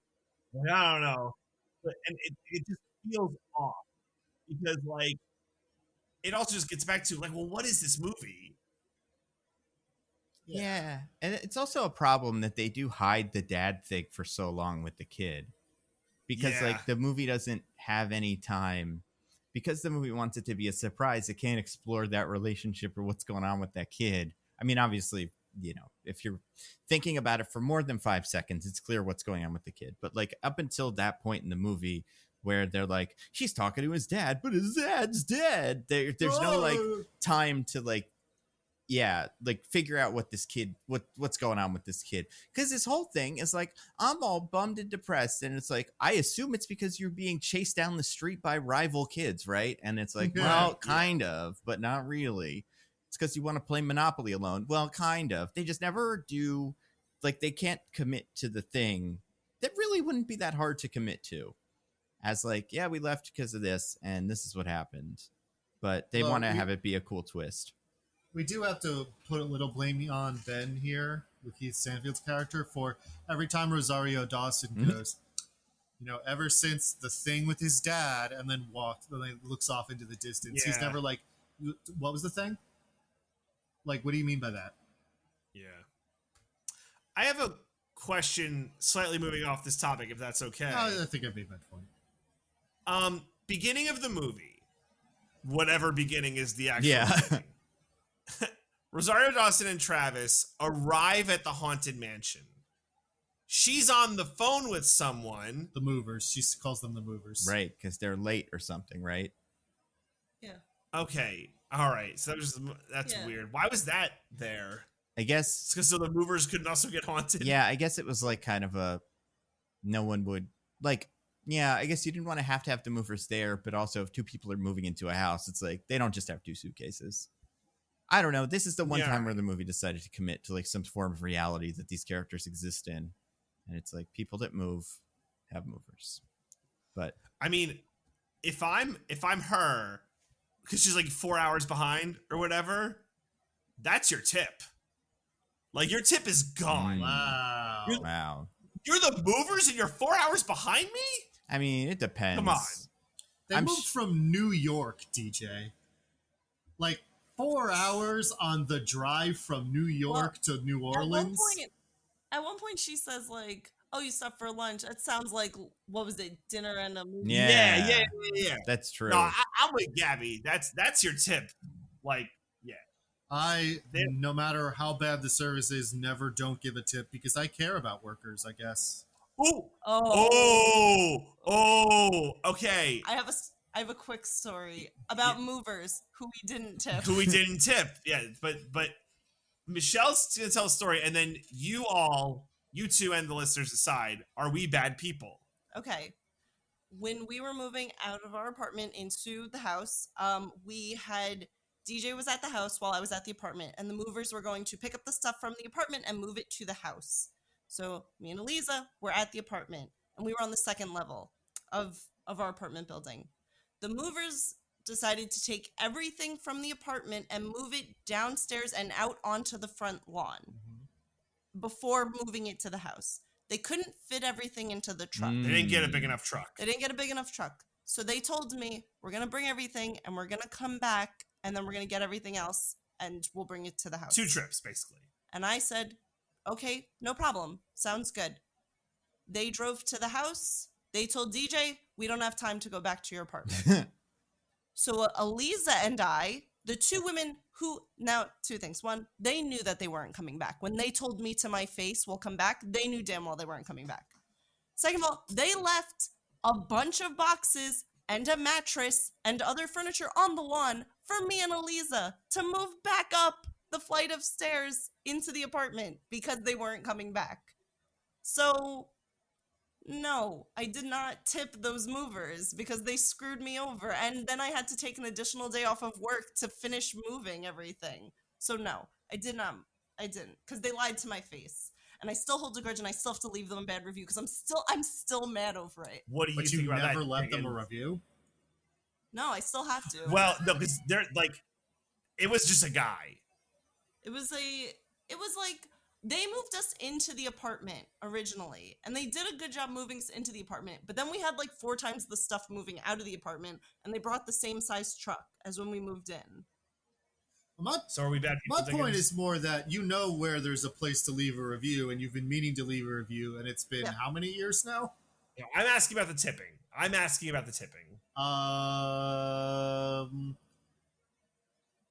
I guess my question is, do movers' wages depend on tipping? Oh. I mean, they got paid. Well, yeah, but like so do waiters, technically. These guys were like independent. Like they didn't work for a company. It was just 3 guys. Right, but I mean, the problem with tipping in America is that for many businesses, it is factored into what the people get paid. Like, if you don't get a tip, he didn't do his job, he doesn't get a tip. I stand by it. If a person who doesn't get tipped will starve, then I'm going to tip them no matter what they did. Oof. I mean, I don't think these people are getting starved. I think that they just did their job extremely poorly and then screwed me over. Services rendered, I say. Anyway, we got off track, but sorry. Rosario Dawson shouldn't tip those movers. What are other awesome nitpicks we could do to bump up the chart? Okay, I got one. The movie's bad because it's set in New Orleans. The movie opens with a jazz funeral, and New Orleans is the one place where you do a movie like this, and it's like, being a ghost ain't so bad. You know, all this afterlife stuff is not this humongous curse like it would be in like Salem, Massachusetts. And yet, no one in the movie treats it like that. Everybody in the movie, very end. Yeah, till the very last thing. And this is another one of those movies where there's all this New Orleans set dressing, and that is the one thing that they did better than the old one. But still, once you get into the mansion, that all goes out the window. There's none of this, like, and it's crazy because, like, I'm not saying every character in the movie needs to be Gambit, but like, they made the fucking Frog Princess movie. You can't bring some of that into here, like just some of that vibe, and like, what's the point then? Why bother with any of this if we're gonna set the movie in New Orleans, do that opening, do the ending, and then just for the middle of it, pretend none of that stuff counts?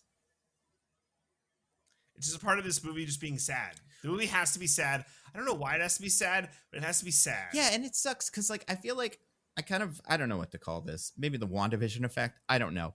But everything has to be about grief now. and it doesn't like have to be, but a lot of these movies have this like really like it's just like it's there, but there's nothing like the movie doesn't say anything really profound about grief or anything like that. It just kind of knows that in a movie with a guy and a ghost, he wants to go to the ghost world, then he has to be around someone who just died. And then that has to be. But it really like kind of sucks the fun out of the whole movie if you don't do it really well. You know what I mean? Yeah. Like it's like this weird gambit the movie plays where it's like, we're going to make a really fun kids movie that everyone likes, and it's going to say something really smart about grief. And it's like, okay, well, if you don't do that second thing, the first part doesn't work no matter how fun it was. It's because every so often we have to take breaks in the movie to be sad. But like, if we're not, and also like the way this movie sets him up is very like, I want to say Lakeith Stanfield is like unlikable in this movie, but he is like, in the beginning, he flirts with his wife, the woman who will eventually be his wife. But then the next scene we see him in is him being a horrible tour guide. Speaking of people that get bad reviews, there's no way this guy still has a job. Oh, yeah. He is actively antagonistic towards everyone he's working with, and he's telling them that there are no ghosts. And like, Yeah. Also, it implies that it's his wife's old Right. tour that he took over when she died, and it's I'm just like, why did you do that? And also, like, it's not like the family business where you like it, you hate it. No one wants you to do this. Like, there's plenty of ghost tours in Louisiana. It's not like you're holding down the fort because you're the original or something like this. It is just like, I'm going to continue doing the ghost tour in my wife's memory. I'm going to do it very poorly and ruin the reputation of the tour itself, but I am going to keep doing it.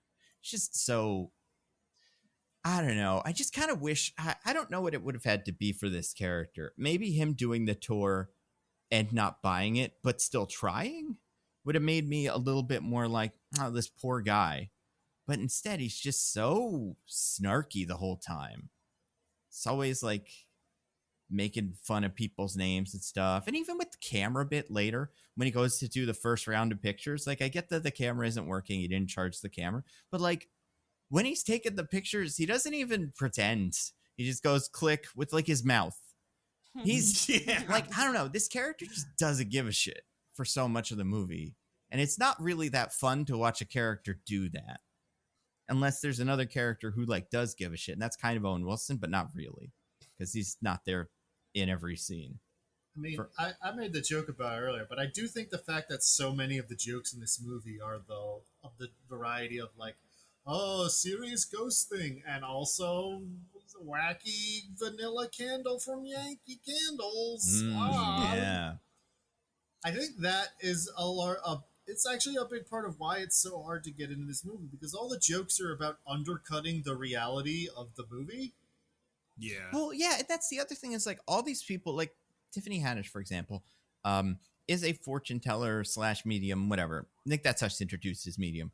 But she comes in with the Yankee Candles, and she's also not good at fortune telling, right? Like we'll find out later. I mean, like clearly she's able to functionally do it a couple of times, but she's got no confidence in herself and all that. She says stuff about not being good at it, but actually every time she does something in this movie, she succeeds. Yeah, like I don't know what the bar is for mediums. If you like, apparently every medium can actually talk to the dead. There's none of them who are scamming. It's all people that can do it. And she's just not the best one of those. But obviously she can still talk to the dead. She's a medium. But like, and we get Lakeith Stanfield, the ghost adventurer guy, the paranormal cameraman who doesn't have a camera that works. And we get Owen Wilson, the priest who's not a priest, who can't do an exorcism. And it's like, why don't we have competent characters here trying to do the thing? Why does everybody have to be a fraud? Because there's this baseline level of like, not only is the movie about a situation that's difficult, the characters have to be so bad at all of it. And it just makes the parts of the movie that feel so long, because it's like, well, yeah, obviously you're not going to be able to do it because you're not a real priest. I don't know. It just, yeah. And it's funny. They try to justify that at one point with the medium, with Tiffany Haddish, where Father Kent says, like, the medium within our budget. Wow, that's not a Owen Yeah. Forget it. I'm not even going to try. The medium within our budget is this one. And I'm like, what are you talking about? You were hired by a rich doctor who bought a mansion. Yeah, they handed Lakeith Stanfield $2,000 in cash, and he was like, "You didn't need to give me money like this." Like, so then put it towards medium. And like, I just feel like if I was haunted in 2023, and it is kind of I do feel like it's a mistake that none of these movies are set in the 60s or something, because it would be really easy in New Orleans to find people to give it a shot. You know, just like get some ghost hunter guys. Why is no ghost hunter guys in this? Why don't we have a scene where some guys get chased out of the thing with like a dorky camera and night vision goggles and stuff? Like, that's what ghost hunting is in 2023. It's not mediums that are like fake psychic people, but Well, and I think doubly what's kind of a bummer is then at the end, none of the character arcs that are realized like make any sense, right? So like Owen Wilson, he has to convince ghosts to join him. But it's not Oh like his my problem was he was like a God. bad talker or Yeah. anything. He convinces Ben to join, right? And it's with money, but he still like makes the case. It's like, yeah, he seems pretty good at making the case, so he makes the case to ghosts. But so I guess And he's also- the same the whole time. It doesn't help that it's been so unclear if these ghosts work with the Hatbox Ghost or not Yeah. this whole Yeah. time. dude, he has his own ghost legion in the army. Like when they go to the end scene and he's standing outside in front of the big grave, and he has his own bunch of ghost guys there, and then Owen Wilson shows up with other ghost guys. Like, there's just no cohesion or no like moment where one character sits down and goes, you know what, the ghosts actually want this. They can't ever have wanted anything Yeah. because none of them are working together. The bride's just a fucking zombie. Like, some of them are like a guy who like tips his hat at you, hello sir, but then the bride is like fucking Walking Dead. Why? It's just and his thing is, the thing Owen Wilson says to them is like, well, what do you got, like, what are you guys getting out of this? Like, what? The Hatbox Ghost is just tricking you, because you'll be stuck here forever if he gets what he wants. And first of all, we don't know what he wants, so we don't know if that's true or not. Second of all, like, what are they getting out of this? yeah. This movie would have won me over if Owen Wilson went up. It's like, you ghosts need to unionize. Yeah. You need to understand that you are useful labor. You're being taken advantage of. And the Archer well- ghost would come in and say, actually, I don't think that's a good idea. And everyone else would say, shut up, Archery Ghost. We're done with you. It's been too long anyway, but here you are. Yeah, I think if Disney had any hint that was going to happen in the movie, they would have erased the screenwriter and his entire family from existence before they let that show up on screens. Yeah. I am going to Michelle's going to leave us because the hour grows late. Oh, yeah. Michelle, do The you have hour any last does grow minute- late. It's Any last minute- almost time for the hauntings. Oh my Hey. God. Ooh. Any last minute nitpicks or pedantry or anything you want to throw out there? You know, I had something and it escapes me right Oh, now. Because Do we you know what it spent was? too long talking about bullshit. I get it. I have a lore question. Where's Madame Leota supposed to be from? What do you mean? Like, she's dressed like Catherine the Great in that show I watched, The Great. And like, is she supposed So it- this Madame Leota is supposed to be Russian. okay. Yeah, I was gonna say there is no real canonically like the lore in the ride. She is always just the head in the glass, Gotcha. I like in mean, the crystal ball. given the general appearance of those and the time period in which the bride was made, one can assume she's supposed to be a Roma. Right. Yeah. But you know, that's not cool anymore. It's just so strange. Well, it's not like she has a Russian accent in the ride or anything. Right. Yeah. Well, Why does she do an accent in this? because she's supposed to be man. Russian. Also, how long has she been in the crystal ball for? If we so. if we assume Gracie is as old in this movie as he was in the last movie, about 120 years. Okay. Okay. So when she says $3, does she mean like $1 million Yeah, because right. of old timey money logic, or does she like? I think $3 is like not that much anymore, or inflation or She's something. like, I think that's fair. Yeah. account for inflation. I'm gonna account for inflation while I'm doing my little like Hold on. thing. Hold on. Michelle remembered her nitpick. Yeah. $3 in 1900 is equivalent in purchasing power to about $108.97 today. Woo! Wow, man, Leota. All Still right, low Madam ball. Leota. Like you could get way Get it more. done. Anyway, All right, Michelle, what's your what's your nitpick? nitpick? Sorry. Okay, so it's pretty small, but one of the key characters of the ride shows up in the movie, but very different. So in the ride, when you are traveling into the graveyard portion of the ride, which is when you hear the song Grim Grin Ghosts, you see the guy holding the lampshade or the what's it called? Lantern. The guy holding the lantern and his dog. And they are supposed to be, it's a human, like the grave watcher, grave digger, whatever, and like his bloodhound are with him. And those are very standard characters in both versions of the ride. They had that character, or the guy and his dog, in this ride, but they were dead. It was like a dead guy and his dead dog. I don't know if you remember this, Oh, but yeah. when Ben was like, I don't know if he was doing, like, I can't remember if this was the first time that Hephaestus tried to tempt him to visit his wife. Like when he saw his wife walking away, he walked into the graveyard and he went to follow her, and the ghosts like tried to stop her. And one of them was the gravedigger guy with his dead dog. Those are in the ride. Those characters are supposed to be like alive and terrified of like all the ghosts that they see.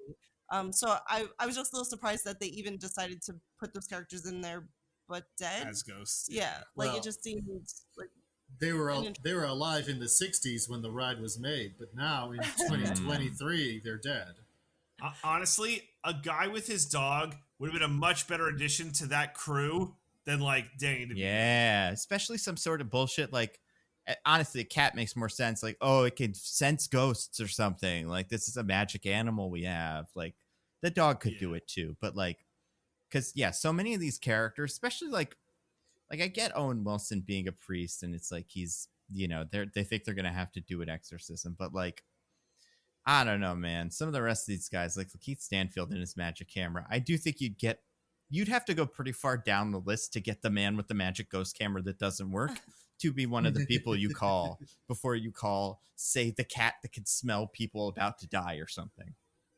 Speaking of ride stuff, while you're here, I only have a very passing knowledge of the ride. Although, after this, I feel like I'm the master of the ride because I've seen both of these movies. So I could kind of pair together things that happen in both movies and go, well, that must be in the ride. In this one and the original one, the Madame Leota crystal ball is in a trunk in the attic. Where is that in the ride at all? Yeah. Well, are you talking about the trunk? The Madame Leota being a crystal ball in the trunk. She's not. She only shows up in the seance room in the ride, in both versions of the ride. Like she's in the very dark room with all the floating instruments and the cards and stuff in the ride. Right. There are trunks that appear in the attics of both rides. But she's only in that one spot of the ride. Gotcha. Okay. It is interesting that both movies did that the same way at the same time too, in like the right kind of part. And I was like, oh, this must be in the ride then. And I'm like, wait, at what point do you have to go get a big trunk before you? Of course, the thing's already there. Also, the only other thing I know about this movie about this ride is the thing where the walls get bigger. Now, I don't know if I'm gonna ever get over this all-time slam dunk miss in the history of movie lines, but how don't they have Jared Leto say that thing about the walls getting bigger in the movie when it happens in the movie? Yeah, like he does that with other stuff, and the only one of these I know, when the walls start getting bigger, in my head I'm like, he's about to say that thing that I know he's gonna say, and then they just like don't. I don't know what was going on with this movie. Yeah, they should have thrown that in there because every time he said something like that, I like nudged DJ. I'm like, oh, that's the thing from the ride. Yeah. So they definitely should have thrown that in there. And that's the most famous line. Like I think from that ride, it's probably like the big one. Oh Welcome, Full of Mortals. Tentacles is the big one. Well, It's the one that has made it into a Predator movie, which is the only way I'm ever going to hear one of these lines. So Yeah, it's the best metric we have. yeah, and I was waiting, and because they didn't do it in the last movie for some reason, when they do it in this movie, it's fucking insane. I cannot imagine in the ride there's alligators, or are there? The alligators So- show up underneath you. So I actually know this one, if you don't mind, Michelle. Please. Those paintings in the room as it gets longer depict ways in which all of the people in those paintings Oh, died. okay. And one of them is like, I forget exactly what it is that he's in, but it's in a thing that's surrounded by gators that are about to eat him. it's a ballerina on a tightrope. Ballerina Yes. on a tightrope. Ballerina on a tightrope is above water with an alligator in it. What did There she are men do? who are sitting on top of dynamite. Mhm. There's a woman sitting on a gravestone holding a hatchet. Yeah. And the last one, so 3 men, woman on a tightrope, woman on the thing. What is the last guy doing? Well, there's the 3 men. Oh, the quicksand. The quicksand are the 3 guys. Yeah. Yeah, the 3 Yeah. guys is the quicksand. Yeah. So And then there's the man standing on top of the dynamite. Yeah. did the ballerina, was that like generated by AI or something? That's the most crazy sentence I've ever heard. Why is the ballerina on a tightrope at all? It's not a ballerina thing. And then over crocodiles? Like, it's not even a tightrope walker. It's a ballerina. Quick, we got a ballet on the other side of that swamp, but there's not enough time to drive there. Don't worry, I've got this rope. Oh. Nando be saying shit on the because Nando, that's the first room you go into. Yes, I Yeah, kind we're of in that remember room. that. Yeah. It gets bigger, then you go and then you ride the ride. So it's like Nando like talking shit, like, what? That's insane.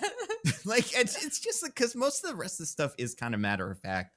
Oh, the 2 guys, they dueled and they both died. Oh, like you were saying, like a woman over a grave with a hatchet. It really is like David has pumpkins. It's like, wait a second, what's that one? That one doesn't fit the rest of these. Oh, right. man. Anything else, Michelle, before we let you go? No, I think that's it. Okay. But a podcast host might come home with you. Oh. And there's no worse fate on earth than podcast host comes home with someone. Well, Michelle has to live that nightmare every Yeah. day. She's fucking in this house with one, so. I'm already in the haunted mansion. All right. Well, we'll see you for the next Disney ride. I Yeah, guess whatever that whatever. one is. Yeah, I don't know if they've ever got any other ones coming out. Like, I don't know. Maybe if we do Wish. Ooh. I'm here. I'm mean- forever. Really, it's just when you want to. That's true. ooh, they made a Country Bears movie. I forgot about that. Yeah. No, no, we ever do please, that? no. Charity School? And they made a Mission to Mars movie. I forgot about that. They've made more of these than I remember. Yeah. In fact, they really went for it in the 2000s because it's Terror on TV, 1997, Mission to Mars, 2000, Brian De Palma. Oh my God. Gore What? Verbinski. Yeah, I know. Gore They got a Verbinski. pervert to make a Disney movie? Gore Verbinski, Pirates of the Caribbean, Peter Hastings, Country Bears Jamboree, Haunted Mansion. This is the one, the Eddie Murphy Eddie one. Murphy, yeah. 3 more Pirates movies. Tomorrowland 2015. Another Pirates movie, Jungle Cruise, Haunted Mansion. Upcoming. You want to hear the upcomings? Oh, let's They'll go. never make all of these, but this is what they say they're going to make. First of all, we got a sequel to Jungle Cruise. Probably Absolutely not. Yeah. No, there's no Um, way. And I can't imagine it made enough money either. Like, that one was a Yeah. Disney streaming movie, so maybe they'll be like, no, it did. But I don't think they think it did. Untitled 6 Pirates of the Caribbean movie, sure. A Big Thunder Mountain Railroad movie Oh, let's go. Oh. I was right. directed by Bert and Bertie, who do something called Troop Zero, some sort of like British comedy drama. I don't know. This one will also never happen, probably. Taika Waititi is currently on the hook for a Tower of Terror movie starring Scarlett Johansson. I don't know if you guys remember Okay. this, but this Oh. was something that was like in the works and has been on like kind of the, what's the word? Like production hell for a while. Right. Development hell. Development hell. There you go. And then there is also a Space Mountain movie. Let's go. It only has a screenwriter. It is what is this man's name? No, it's not. Okay, his name is Joby Harold. He has 5 credits on his name. Awake, remember that movie? It's like Jessica Alba, like Hayden Christensen. Doesn't I matter. don't remember it, but I always say Joe B. Harold. That's right. So we got that guy. He's got Awake, King Arthur, Legend of the Sword movie he worked on. Great. Army of the Dead, credited as a writer. Great. Transformers: Rise of the Beast, and he has a story credit on The Flash. So Let's go. this Let's guy is gonna go. bring us a what did I say? This Space was Mountain. Space Mountain movie. Nice. The only Can't other wait. one on this list, and I also don't believe this is going to happen, but it is currently has a producer attached with this which is Seth Rogen, and it's apparently a Figment movie. Let's go. Never. Stop. They're just like it really. Oh, and there was a Small World TV show. What? No. What is going This on? was in 2013. Apparently, it was an animated series. Oh man. Yeah, they're lying to Dude. us. Nando, if there's a Figment movie, like you're gonna see like a come out for that movie, but like, wait, what's going on? Well, at least it's like something interesting. Like with some of these, it's like If we see a Figment movie, then I'm just going to have to assume that Jenny Nicholson kidnapped a Disney executive. yeah. I mean, I wonder what the Small World show is. That's the one that's really getting me. It's about 6 multicultural children exploring new places, making new friends, and learning unique words and customs from around the world. Yeah, it that's what the it would ride. be. It sounded like Yeah. It sounds like it could be a kid show. So does the Figment thing sounds like it could be like a kid's thing, imagination and whatnot. You know, it sounds fun. The Big Thunder Mountain Railroad thing could be a really funny. They could make that into a great comedy, kind of like what's that movie about the bus that can't go under a certain amount of time, otherwise it'll explode. Speed, Yeah. Yeah, but train. Hell yeah. speed, but train. That'd be so great. I like it. Also, these Bert and Birdie people wrote a couple of episodes of Hawkeye and Silo, and Our Flag Means Death. You know what? This one I would say, and The Great. A bunch of things I watch. I think this one has the best shot at actually being okay. Okay. Although that's not true. Seth Rogen produced the Ninja Turtles movie that everyone loves, so maybe he's Yeah. great. Like, as long as it isn't like Food Fight, or it'd be funny if he manages to make a Food Fight movie Oh, with no, Figment, okay. where he Listen. has sex with all the Disney things and stuff. Seth Rogen has done some real stinkers in his career, but he was not involved in Food Fight. Oh, what We was were it thinking called? of Sausage Party. Sausage Party. Right. Yeah. All right. Well, Okay. we're gonna let Michelle go. Yep. Roughly and, 20 minutes after Michelle said she would leave. Goodbye, Yeah. Michelle. Well, that's the MO, and we'll see you for the next Disney ride movie. Can't wait to have you. Mhm. All right. Bye, guys. Goodbye. Goodbye. Yeah, I'm thinking I think they make the Big Thunder Mountain Railroad one. That one seems like it'll happen. Just based on that these people are still working for Disney at this time. I can't That's a huge imagine. help. Like, I can see Seth Rogen just being like, yeah, I'm busy. I don't want to do this Figment movie anymore. I'm making Ninja Turtle stuff. And Taika Waititi is, after Love and Thunder, I would say maybe not super hot on doing more Disney stuff. But to money. But to money. oh, yeah, that's true. Never mind. They'll probably happen. They will make all of these. Eventually, I mean, I don't know. Maybe they'll make Jungle Cruise, too. They go to a different jungle, I guess, Tubes. right? Yeah. Oh, wait, no, we talked about this when we did Jungle Cruise. They go to the Matterhorn in the next one or something. That would be Yes. the way to do Yeah. it, is just have it be different rides, yeah.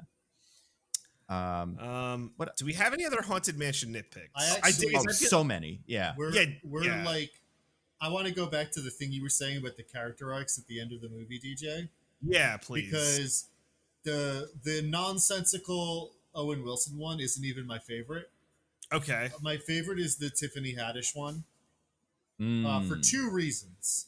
One, the whole thing about her being like, I'm not such a great medium, comes up literally right before the climax. Like, it wasn't part of her character at all until that exact moment. Yeah. Right before it needs to be resolved.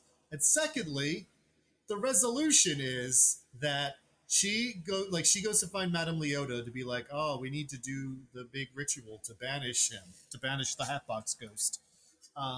Madame Leota is like, all right, to do that, you need to let me out of my crystal ball. It's a very powerful and complicated spell that not only the best mediums can do.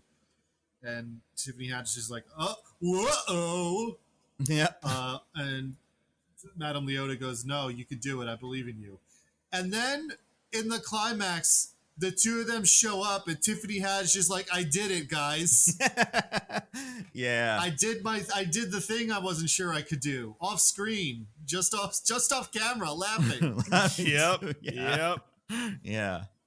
And it's like, why did you even include this character arc if you were going to resolve it off screen? I mean, I don't know. It really It's is insane. like every character in this movie has to be shitty at everything they're doing, but then not in any demonstrable way, like just in the script. Because, yeah, that is Owen Wilson's deal, too. Now I'm thinking about it. Why isn't Owen Wilson a priest who just isn't good at exorcisms? Why does he have to be a con man? And it doesn't matter anyway because he never tries to do Yeah, an exorcism in the whole movie. he's He's just hanging out the he's whole just movie. there. Like, His character is the like all of these characters are nothing. His character is the most nothing. I will say he is the one that I found the most watchable just because, well, that's not true, I guess. Danny DeVito was pretty funny. But like I do like Owen Wilson's shtick. It works on me. But yeah, man, they were really trying, especially at the end. Because speaking of his character arc, because we haven't really kind of described this to people in detail, it's very complicated because like we said, all the bad guys, the evil hat ghost mixed with his army of blue guys, and then they're standing in front of a big grave. And then he's like, "Come do whatever, all the guys." So first the kid, and then the Keith Stanfield, and then the mom come out. And then the fucking Doctor Strange opens a portal. Like they do a little Avengers Assemble where first Owen Wilson comes with the army of ghosts that are kind of memorable because they all have different hats and stuff. And then I don't remember exactly what this is, but like, does Madame Leota like ride a fucking horse or something? No, Tiffany Haddish rides a ghost horse. Oh my god, yeah. It's like this movie tries to be so epic at the very end. But also Owen Wilson uses his ghost army to fight the Hatbox Ghost's ghost army, but he doesn't use his entire ghost army because most of him and his ghosts are still just standing around for that fight. But he is like, "Hey, some of you ghosts, go stop him." This really bothered me. I don't know what it was, but there's both a huge sense of urgency and also just characters standing around for the whole finale. It's the Twilight Breaking Dawn Part 2 ending. It is like that. It's a lot like that. Yeah. Also, I don't know, man. the whole willing soul thing is dumb. It's the worst thing, and also not a thing like from the ride. Well, none Like- of this is. But it's just like, what was the inspiration then? Like, what was the point? I can see it from a screenwriting perspective of like the conflict is they're sad about their dead relatives and stuff. So like the ghost has to trick them and uses that, and that's something. But like it doesn't work in the movie because it's just this weird little kind of caveat that's tacked on halfway through. Yeah, I don't know. Also, how willing are they? Could the fucking Hatbox Ghost just take, anyone hostage and then tell their loved one, like, say you're willing, otherwise I kill them? Like, no, that's not a willing person. That's more coercion. Why does that count? Yeah. Like, especially with the Hatbox, just be like, all right, let him go. And then he'd let him go. And then he'd be like, I'm not willing anymore. Ha ha ha. And then run away, both of you. Got You're him. fine. Like, the rules of this are very flimsy. Also, I didn't hate how the Hatbox Ghost looked, I guess, 100%. It was weird that he was like a big puppet man. Like- Yeah, he's a big CGI, or maybe like the other time I thought it was CGI. It was some kind of practical effect that just looks bad. Well, it looks like Morbius. He gets vampire face, sunken eyes, big old nose thing. Like, it's the same. And luckily, they cast Jared Leto, which I had to look this up for something else. He is like one of 3 main Hollywood actors that like is from New Orleans. That has to be why he's in this movie. Man, if they interesting. wanted a New Orleans expert, they should have cast Nick Cage as the Hatbox Ghost. Oh my god, yeah. Oh, yes. Or Ellen. Ellen's also from New Orleans. And also, apparently, extremely scary. And that's what I hear. Yeah, that's true. She's already taken the souls of 999 assistants and PAs and stuff. Did you have any nitpicks, DJ, about this movie? I feel like mine were addressed. Yeah, I like it's it's not like a nitpick to be like I was so mad about the dead wife thing, more of like a complaint. Yeah, like it's weird that he got laughed out of the community when like I know his thing was like we could like see ghosts with this, but like I'm sure his technology could have been applied in other ways where it's like no, we could see I don't know, like I don't know, like feels like there was a way to market it to a not ghost camera that might have benefited him. Well, You know? I just don't understand what is supposed to have happened there.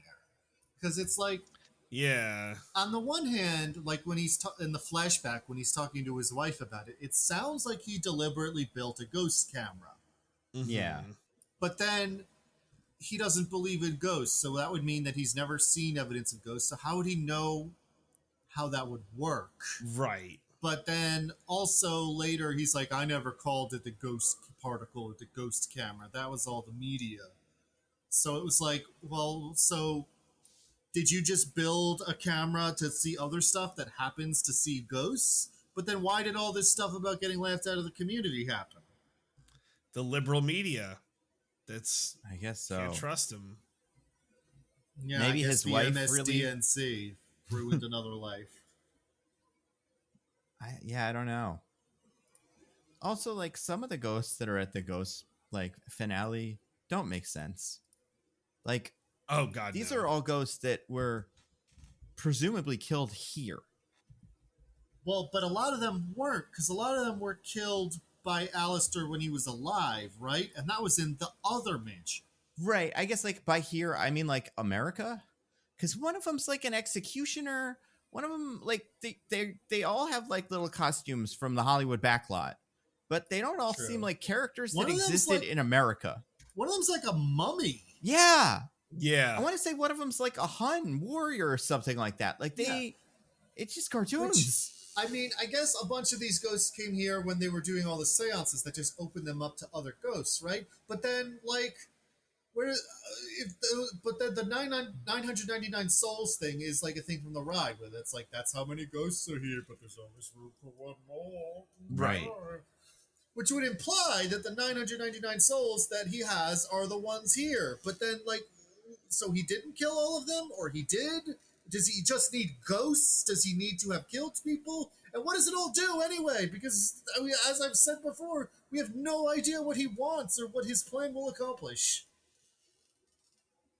Yeah, it's very weird. I think about this movie is that every scene has only a very like thin tangential relation to every other scene. Yeah. Things kind of it really is a theme park ride in that a bunch of things just kind of happen in a set order and it's all bit on a vague theme, but none of it is like telling a story or like, you know, part of a cohesive narrative. It's all just a bunch of things that happen.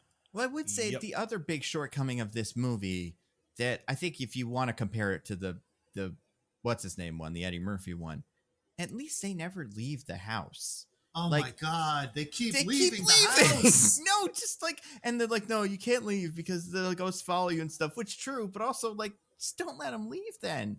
Just make it so that they can't, because that's the fun of it. Is the Haunted Mansion, right? It's not the Haunted Mansion and Benihana and a hospital and another place they go. Like, also, there's so much. What was I gonna say?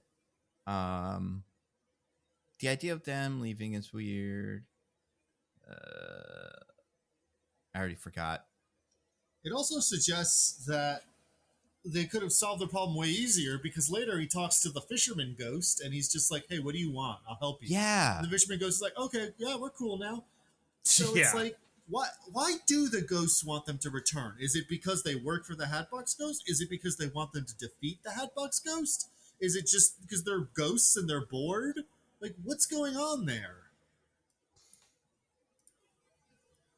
Yeah. The lack of direction in this movie is like astonishing. I mean, this Yeah. feels like a movie that got rewritten to death. Yes. Well, do you know how much this movie cost to make?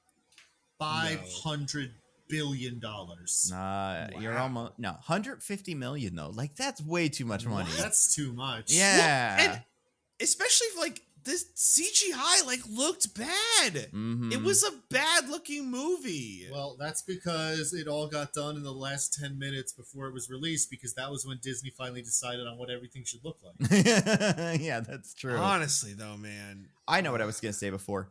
It's crazy that you get through the whole movie, and a movie like this should at least have some fun with the house, like the geography and like what it is, and different rooms and stuff like that. Yeah. But besides the attic, which we go to once, the seance room, which is a room, the hallway that kind of can stretch, and foyer / the other kind of rooms on that floor that you kind of cycle through. Like there's just no like, oh, you're gonna go down to this full like cellar. It's very scary. Like, why Mhm. isn't the hat in the house? And it's scary part of the house. Why is it in a Yeah. different place? Ugh. It's very bad. It's I will very say one bad. good thing about the movie. I said this on Twitter. Let's say good thing about the movie. One My good thing God. about the movie. Lakeith Stanfield plays with an action figure of Brother Voodoo, the The character that he'll probably end up playing in the Marvel Cinematic Universe. Just kidding. They're never going to get that far. But if they did, he would be a good Brother Voodoo, kind of. He's going to play Brother Voodoo in the same way that Donald Glover is going to play the Prowler. Yeah. And that in 15 years, there will be a joke in another much better movie. I mean, hey man, as long as he gets paid. Yeah. Also, I mean, everybody's pointed this out. It's crazy that it's fucking July, and we're doing this movie. Like, I mean, it's August now, but Yeah. the movie came out in July. But it also opened against another horror movie. Like, what are these people Nando. doing? No, you don't know that famous holiday, Halloween in July? Yeah. You know what? They Oh yeah. I was gonna say they botched the release so bad. I think I saw, and this is a meaningless metric, but like this movie was the worst Disney ride based opening since the original Haunted Mansion. It's like that doesn't mean anything, but whatever. Yeah. Worse than Jungle Cruise? Well, Yeah, I it was mean, worse like, than Jungle Cruise. But wasn't Jungle Cruise the Disney Plus one, or was Jungle Cruise? No, that was in theaters, man. Yeah. Huh. You got to go to a movie theater to see that shit. Ugh. I did. I must me have too. too. Like, I already forgot about it. Yeah. That experience wasn't super memorable, but I yeah, don't think I could tell you a single goddamn thing about that movie if you put a gun to my head. Brother's first openly gay character that I remember. Oh, yeah, there is that. That's what that There one's is from. that. He has the Rock has a little hat. There was somebody in it that was good in the beginning. Oh, Paul Giamatti was in it, and I was like, he's good. I liked what he was doing there. Remember that? I do, now that you mention it. Yeah, he had like Yeah. a funny little suit on. He had like a gold tooth, right? Yeah, it was like the evil, not evil, but like the slimy dock owner who was like, you take my money. He had like a weird accent. I don't remember what he was doing in that. You will take my mommy. Yeah, it was something like that. And I don't think Lakeith Stanfield needed to do New Orleans accent, but god damn it, let one of these characters in one of these Haunted Mansion movies sound like someone with a little bit, just the tiniest bit. How is Owen Wilson the most Southern character in any of these? It's so weird. I don't know. Like Danny DeVito, Tiffany Haddish, and Lakeith Stanfield all presumably also live in New Orleans. And are Mhm. presumably from New Orleans. Yeah. Danny DeVito's the one who I'm like, oh, he's a professor, so maybe he hasn't lived here his whole life. Maybe he went to Tulane like later in his career. Although he is a, New Orleansologist apparently. So you figure he'd have it. Like he's been here for long enough that Right. he'd have some sort of accent or some sort of local something. The fact that scene takes place at a Benihana is insane. That's crazy. Like- this is crazy. What It's like that's from a different movie that they just slammed in here. Because also nothing matters. They get the thing that they could have gotten from some library, probably in an earlier draft of the scripts. Honestly, like- that could have been one of those like little plot holes where they cut to them looking at the blueprints, and someone on YouTube could be like, where did they get the blueprints to this house? And I would have been like, I don't care, it's fine. Yeah. Also, like we joked about with how Tenet, they were just filming Michael Caine wherever he happened to be. Mm-hmm. Like this was like Dan DeVito wasn't Benihana. He's like, I'm busy tonight, boys. But if you want to film in Benihana where I already am, well, let's do it. Yeah. Also, it's raining outside today, so I got my raincoat on. And I'm not going to take it off. Yeah. Also, if I could eat during the thing, that would be fantastic. You guys could throw food at me. What was the best sponsor bit? Was it Baskin Robbins? I mean, no, it was during like a fucking talking about how my wife died scene. I know. Yes, Was makes it that the best. Baskin Robbins? That is Baskin Robbins. However, I do feel like that when they take the time out for like a minute or so to talk about Burger King's great tater tots and jalapeno poppers. And God show us the damn, labels and dude. stuff. Mm-hmm. That's what you do. You guys ever been to New Orleans? No, I I want want to to. go. You gotta hit the Burger Kings. Oh my God, are they something over there? They figured it out. Burger King, Baskin Robbins, Wait, those hold two on. classic New Orleans establishments. Wait, hold on, guys. It was a Burger King thing for you? Were you Oh saying? no, did you go to a Oh, different God. theater in He held Australia up or a bag something? of KFC tater tots in my Oh my movie. God. Oh my God. Yeah, like, I wonder how they do the sponsorship. Like, if or like Disney, it's just like they have a standing order with Burger King. Like, we will put you in one of our movies because, like, obviously it's Popeyes, right, or something else. Anything else? A big bag of beignets? But no, it's like gotta be Burger King. This movie could be taking place in like 15th century Europe. The characters would still pick up a big bag of Burger King and eat it out of the thing. It's like, I don't know what to tell you. This is what the taxes wanted us to do, so we're doing it. Yeah, remember when we did Renfield and it was like they showed up at Yeah. that abandoned hospital and the what's the Cafe Du Monde, yeah. Cafe Du Monde, and that's like the New York episode where they go to Coney Island in Central Park. Mm-hmm. Where But it's the these are bare just the minimum. Yeah, that's what I'm saying. But even that's better than nothing. It's just Burger King. Jesus And Christ. a Benihana. Benihana. Like, I get it. If you live in a city that's famous for food, you're probably not having that food every day. But like maybe once this whole week. But if you're in the kitschy family, like somewhat horror movie about it, then yeah, that's when you go get the beignets. Yeah, and also Rosario Dawson wants to open a bed and breakfast. Why isn't she cooking food or something? Why isn't this part of it? Why Love isn't She that. the does cook culture food worked the into one it? time. She That's makes true. the eggs. She does. I make thought that the was going to eggs. be a thing where it's like, oh, her dream is coming true. She gets her little Yep. bed and breakfast, but no, fuck you. That does not matter. TJ, we can't possibly give the women catalogs. Be reasonable. I mean, she has it's so weird how in the beginning of the movie they go to the house, her and the kid sees the bride in the random ass room, I guess, not in the attic where the bride lives, just wherever, because it's kind of one of the ghosts you'd recognize. Kid runs down the stairs like, Mom, there's a ghost, and Mom's like, no, it's just bad luck. I'm gonna light a candle or something. It's gonna be fine. And then the big night thing is like, no, I'm a ghost. Fuck you. And they both run out of the thing. And it's just like, from minute one, both the mom and the kid are on board with the ghost thing.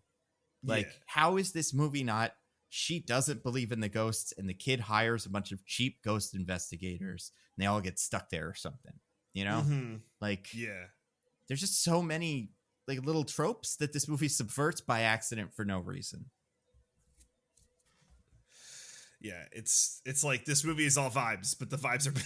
Well, and it's because like the whole problem with that is the ghost in the scene, the bride, who is a skeleton monster one, is like trying to scare the kid for some reason.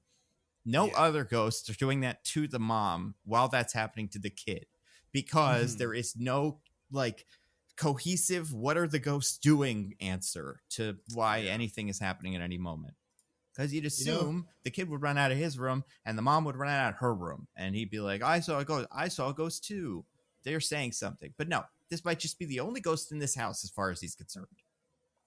You Yep. know who did this kind of plot way better?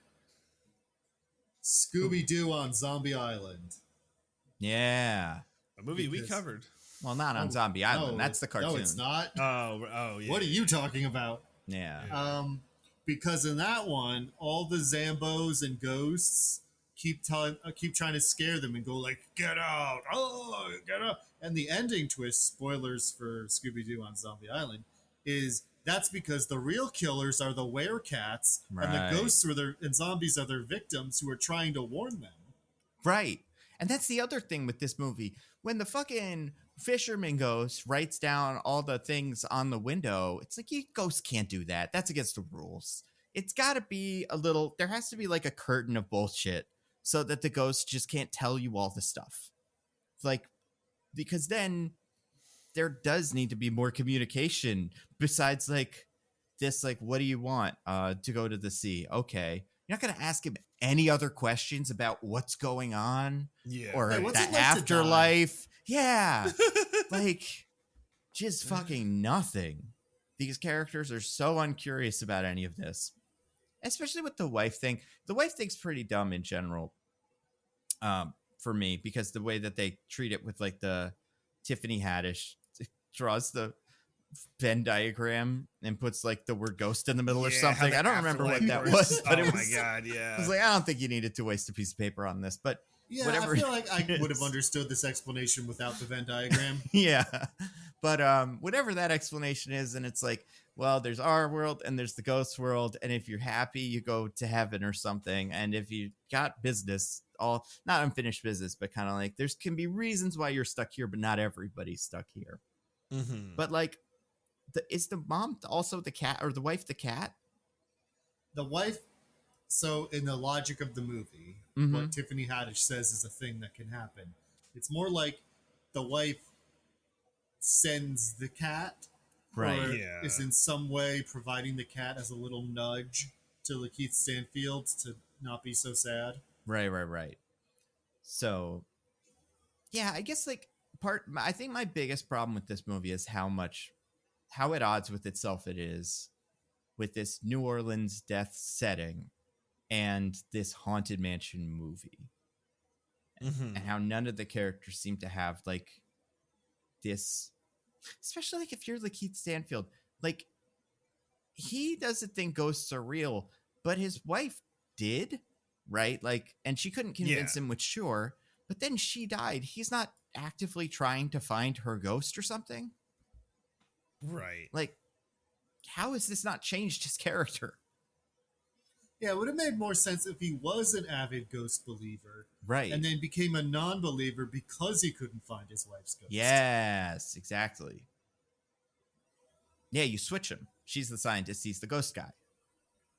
If you have him make the camera lens that same way, Right. which you don't have to do that either. But Which again, the camera is completely irrelevant to the Yeah. movie. It's never plot important for the whole runtime. well, and even when it is plot important, it's like he uses it to prove there's a ghost. I don't know, man. The fucking big fish thing that just happened in your house also proves there's a ghost. Like, what do you need? You're not putting these pictures online to give to other people. You already know. Not only are there ghosts, these ghosts could do some wild shit. Yeah. Like, the bride ghost levitates a big axe and just starts chucking it Yeah. at him. Like, it doesn't seem like it's her axe. It seems like it's an axe that exists in the attic for her to use, I guess. But then the other ghosts have guns that are part of their ghost Yeah. like cachet or whatever. Like, they have it. Wait, you know what's insane that I just thought of? Mhm. And it probably says more about me that I just thought of than anything else. There's a plot point in this movie that they need to have a visual representation of a ghost so that they can study it and figure out who that ghost is. And the solution to that problem is not the ghost camera. Yeah. Yeah. It's so weird because, like, the ghosts, people see the ghosts outside of ghost camera moments too. Like the bride can kind of be seen in like light and also reflections and also like, you know, a puddle probably. There's just like so many not like rules, but just like competing things. I mean, my guess for that would be like in those situations, like ghosts can be seen when they want to be seen. The camera can always see ghosts. Right, the camera could force them out. That makes sense. Also, if you saw the Hatbox Ghost for the first time, would you ever think that's a hat box that he's holding? No, I thought it was a lantern. Yeah, it's glowing and it's yellow. It's a lantern. He's the lantern ghost. The lantern ghost. It doesn't even seem like it's big enough to fit the hats he wears. His hats are pretty tall. That's true. Yeah. What's funny is in the ride, the Hatbox Ghost is like, he carries the Hatbox, but that's what his head is in. Right. Like his head pops in the Hatbox. And they do that for that one scene, and then they just give up. And then they turn him into Morbius. Who do you think would win in a fight, the Hatbox Ghost or Morbius? Oh, Morbius. What's wrong with you? I don't know. I think the Hatbox Ghost could fuck Morbius up. Really? Yeah, what's Morbius going to do to the Hatbox Ghost? The Hatbox Ghost can influence world through ghostliness. I don't think Morbius has any defenses against that. I think the Hatbox Ghost could fuck Morbius. Oh. Oh. I think he should. Very dirty. There's only one way to find out. Let's get them both in the room. Well, now, but normally in these situations, I would say a vampire does have an edge on or not an edge, but like an advantage on a ghost, which is vampires are also dead, and therefore can interact with the world of the dead, like ghosts. But Morbius is the living vampire. He is the living vampire. That's right. He is a science guy. He doesn't have that. Yep. Yeah, I think the Hatbox Ghost would body Morbius. I think he'd send the army of cartoon characters to get Morbius. He wouldn't even have to lift a finger. Also, he could just possess guys. He could possess Morbius, I guess. I don't understand. Like, the Hatbox Ghost conceivably could... Like, the rules of the Hatbox Ghost needing to have a willing guy. It's like, just possess Danny DeVito and have him write a letter that's like, I am willing to do... And then throw him in the thing, and then right as he's about to fall, and just get out, and then it counts, probably. If you could do it under duress, I don't see why you can't just trick him. That's what he was going to do anyway. He was going to trick the kid. Yeah, it's true. Well, again, it seems like he's tricking the kid, but at the same time, the kid seems to be fully aware of the fact that this will mean he dies. Right, but he's tricking the kid into thinking that he's going to be able to hang out with his dad, which, in the world of the movie, should not be true. Well, like, but maybe it's true because the afterlife is real. Right, but if you get stolen by that, if the Hatbox Ghost kills you, he gets your soul. You wouldn't get to go to heaven with your dad or hell, wherever he is. Yeah, okay, you're right. So, like... Well, yeah, we don't know how good of a bad person his dad was. So yeah. We can't really say. I mean, he's from New York. We were pretty mean to West Coast people, but New Yorkers are just as bad, honestly, as far as I'm concerned. We're a bunch of freaks. Yeah. It's like a prison island down there. It's like someone needs to escape from New York, honestly. You can't. They should make a movie about that. I don't think it's a good idea. No one would see it. Unless The Rock was in it. Then they could probably do it. Oh, wait, that's not the one that we're going to remake with him. They were going to remake Big Trouble in Little China with The Rock. Who is going to be in the Escape from New York remake? Because this is totally something that's happening. And by something that's happening, I mean something that some producer pitched once. That's obviously not real. Yeah. I don't know. It doesn't say, but it is something they want to do. Yes, the movie's bad. I don't know. Guys, is there anything else about it? I mean, the most important question. Oh. Is it woke? Oh, this is really hard because this movie doesn't have any guiding ideology or like feelings about stuff. Yeah. So like scene to scene, it may be woke and not woke. Well, Nando, there is always the old standby, which is that the majority of the core cast is not white. I thought you were going to say it bombed, so it's not woke. But you're right. The majority of the core cast is not white. Well, they bombed. That means it is woke. Exactly. Oh, so we're going for two wokes here. Yeah, that's true.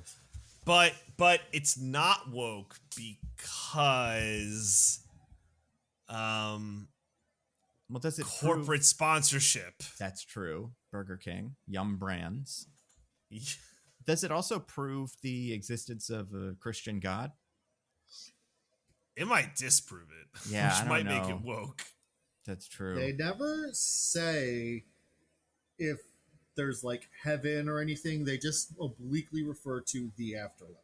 Yeah. How about this? I think whatever Jamie Lee Curtis is doing in this movie is not woke. I don't know how to prove it, but it feels like something that's not woke.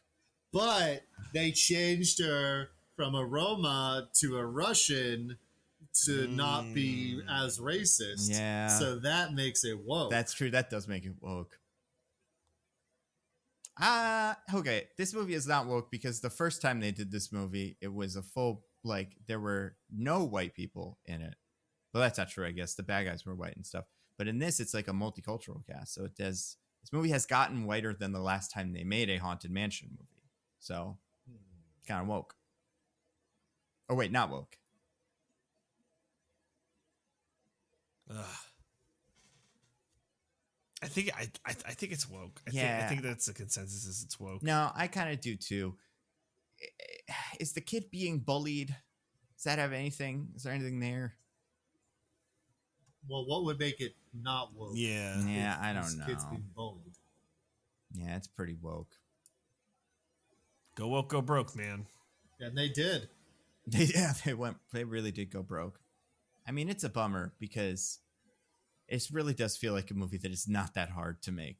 Like, I don't know why Yeah, they it's ended all up there, with such a man. complicated movie at the end of this. Yeah. It That's because sucks. they're trying to work back. Like you said, you make a pretty good just pirate movie and add in some references to the ride and you're done. But they're working backwards from the premise of this is the ride and now we need to movify it. Yeah. Yeah. Yeah, I do think, like, it wouldn't be so bad. I mean, it would still be bad, but it wouldn't be so, like, upsetting as a thing to see if the Muppets didn't do it pretty well 2 years ago or whatever that was. Yep. Like, Yep. they didn't reinvent the wheel, but they just went, we're going to go visit all the rooms with all the ghosts. And isn't that something? That's a movie. That is a movie. It's not, it's not rocket science, but I think you could have put that in theaters and got some money out of it. I guess it's only like 40 minutes long, but if it was an hour, longer. Yeah. Because, that's the other thing this movie did weirdly. No ghosts playing people. Like, it's weird that Madame Leota is a famous person, like, played by a famous person, but none of the ghosts are.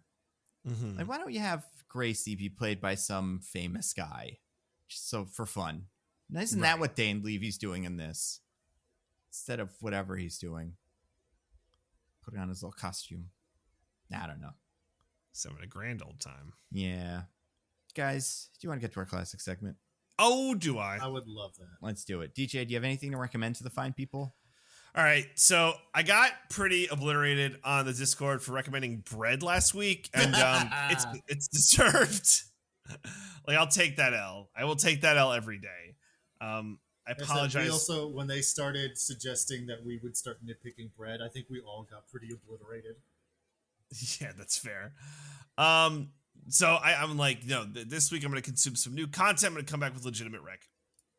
Guys, have you heard about this quarterback show on Netflix? No. I What's it I called? have absolutely no idea what you're talking about. It's called Quarterback.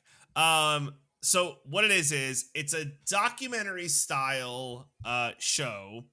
It's produced by Peyton Manning, and it goes through, basically follows three NFL quarterbacks: Patrick Mahomes, Kirk Cousins, and Marcus Mariota. Oh. And what I like about this is, like, there are three very distinct tiers of quarterbacks. You have Patrick Mahomes, probably the best quarterback in the league; Kirk Cousins, who's like meh; and then Marcus Mariota, who's bad. And it, like, goes through, like, the games and, like, looks into their, like, personal lives and all this stuff. It's good. It's done really well. And I don't think the NFL has, like, allowed this kind of, like, access into, like, its games or players, like, since, like, the NFL film stuff, like, on ESPN, when they had some of those behind the scenes shows, or like Hard Knocks, but Hard Knocks feels so overproduced at this point, so I don't even think it counts. Yeah. But, like, it does feel like it's very much like for football fans, Like Diggins, like I'll be honest, I don't think you would get much out of this. But like Nando, you might watch this and find some of it interesting, like knowing NFL and the players and everything. But like for like people who are like really into sports, and Netflix is doing like some really good sports documentary stuff, the Untold series, which I think the new season's coming out soon, with some good topics, which I'm sure I'll be wrecking. I think this is like a really good job of that. So yeah, it's called Quarterback. It's like 10 episodes. Each episode's about half hour. And it's good. I like that they are, kind of, I think we're very purposeful. So we're like going to show like the different kinds of quarterbacks, like your Super Bowl winning quarterback and like your journeyman who might not be on a team next year. And I think they balance that really well. So yeah, it's called Quarterback. It's on Netflix. If you're into the sports like I am, I'd say give it a shot. I think it's pretty good. So I'm coming with a rec this week that isn't bread. Are you sure it's not bread? I'm sure it's not bread. Diggins, what would you like to recommend to the fine folks? I would love to recommend a movie that I watched. You see, last week, I believe, I wrecked a little movie called Killer's Kiss by one Stanley Kubrick. Well, I watched that as part of the 50s Kubrick collection on the Criterion Channel. And so this week I went ahead and watched the next one in that series, which is a movie called The Killing, which is kind of considered his first like big hit. It's when he like really, broke out as a name to watch in Hollywood. This is a little like heist noir movie about just like a career criminal puts together like a gang to pull off an enormous heist on a racetrack to steal like all the money that's like going through the racetrack for one day before the armored cars come to collect it. And the whole thing is just like going through them like meeting up, agreeing to go through with it, and then the day of the plan, going through each person's like what they did on the day that helps do the plan. And it's got an interesting kind of like non-linear narrative where it's like when we get to the day of the heist, we pick one person, we stick with him from beginning to end, then we jump to another person, stick with them from beginning to end, until we get to like the last person the show is the main guy and his whole arc through the heist. And it's just the way it layers the information where it gives you enough to understand what's going on and to understand like who is doing what and why, but also like it never tells you the full plan of the heist until you start seeing it unfold and you realize all the pieces coming together. I think it's a really cleverly constructed, and I mean, of course, visually incredible. That was, Kubrick was an incredible cinematographer. So yeah, that's it's considered by many to be like his first masterpiece, and I think it is a great movie. So that's Killer's Kiss is like an interesting movie from a historical perspective. I think this one is actually great. So yeah, that's my rec for this week. What about you, Nando? Yeah, I got so little. I feel like I've been watching stuff, but I've only been watching things that I've already seen. I've watched the first 2 episodes of the new season of Futurama, and I think it's okay. It's not horrible, but like it's not like it's good. It's about as good as you'd kind of hope. I imagine it's a lot like the last revival, where it's like these episodes are fine, but it doesn't recapture the magic. Yeah, at the end of the day, I'm like, oh yeah, I did see all the episodes from that last revival, even though I totally forgot that I have. And that I don't think these are quite that, but it's like, it's fine. The original like first seasons before it was canceled are imprinted indelibly upon my mind. I can quote from them until I am laying on my deathbed. And the revival season is not like that for me, which I think is just, that's the difference. Yeah. I do think I might go back and watch some of the revival season just because it is almost like brand new content for me. But the other thing I've been watching a lot of this week is a show that I have definitely already recommended either in this podcast or a previous podcast, but the show Man Seeking Woman, which I absolutely love. It's been almost impossible to find. I finally got my hands on it. There's 3 seasons. It's all super like surreal, not surreal. It feels like sketches. It's one of those shows produced by Lord Michaels, and you could feel it, but it's all relationship stuff. And it's like, what if instead of your ex dating a person you hated, it was Hitler, and like actually Adolf Hitler? And there's like a funny little sketch where they do that. And at one point, a character says a thing that you could say in an argument with your ex who is dating Hitler and an ex who is dating a bad person. Like that's kind of how each one of these plays out, but it's very funny. Jonah, or not Jonah. Wait, is that his name? No, same as I made. Jay Baruchel is very funny, and like I saw him in the Blackberry movie, and I think he was good in that. But like, and I'm sure he's making bucks off that How to Train Your Dragon series. So like, he probably doesn't need to do a ton of stuff. But like, surprised he's not a bigger deal. And then all the other castmates are good. Yeah, it's fun. I like it. I think it's a fun show. But it is hard to find. So I wouldn't be like, oh my God, you have to watch this. Go work really hard and find it, because it's going to be tough. But yeah, besides that, I have not been up to too much. It's been one of those weekends. I don't know.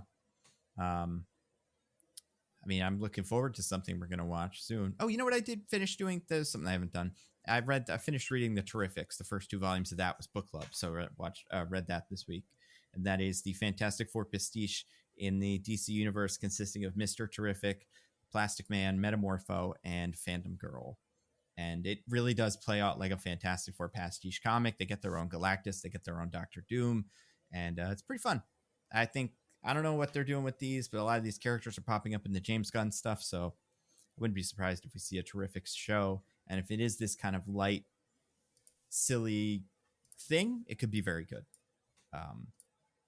Speaking of things that might be book club stuff next week, because we're not sure, but we might be doing that Last Ronin comic. What movie are we doing next week, you guys? Teenage Mutant Ninja Turtles. Teenage Mutant Ninja Turtles. Teenage Mutant Ninja Turtles. Heroes in a half shell. Turtle power. That probably sounded horrible. Oh yeah, it's Yeah, gonna that make was probably the syncing worst this thing up ever. impossible. But it is a movie that we're gonna watch, the new one. This one is Heck specifically yeah. Teenage Mutant Ninja Turtles: Mutant Mayhem. So, just in case anyone's confused, we're not doing the old ones. Maybe someday. But yeah, I've heard good things. I'm excited. I'm very excited. Me too. And they have comics. They're originally comic characters, so you know. But yeah, we're probably gonna do one of theirs this month, because they made a really interesting, like, I don't even know what it is, samurai kind of thing, and it seems very cool. But do you guys have anything to plug, DJ? Same roses and rejection stuff. Wrapping up charity season of The Bachelorette within a few weeks, and then we'll have to see what comes next. Yeah, exactly. But yeah, stay tuned here. It'll keep you posted on all the goings on. But yeah, sure, I got Diggins. No. What about you, Nando? Nice. I am pretty much just doing videos. I have my James Gunn video. It's going to go up soon. The casting all the Guardians of the Galaxy and DC stuff. I think I got some good picks. That'll be on Nebula probably end of the night or tomorrow at the latest. So, the 2nd of August. And then beyond that, I'll probably have other stuff coming up. But yeah, so far that is the main thing that is on the horizon that I can think of, at least. So until next week, for Ninja Turtles, I've been at Nando V Movies on Twitter and Blue Sky and stuff.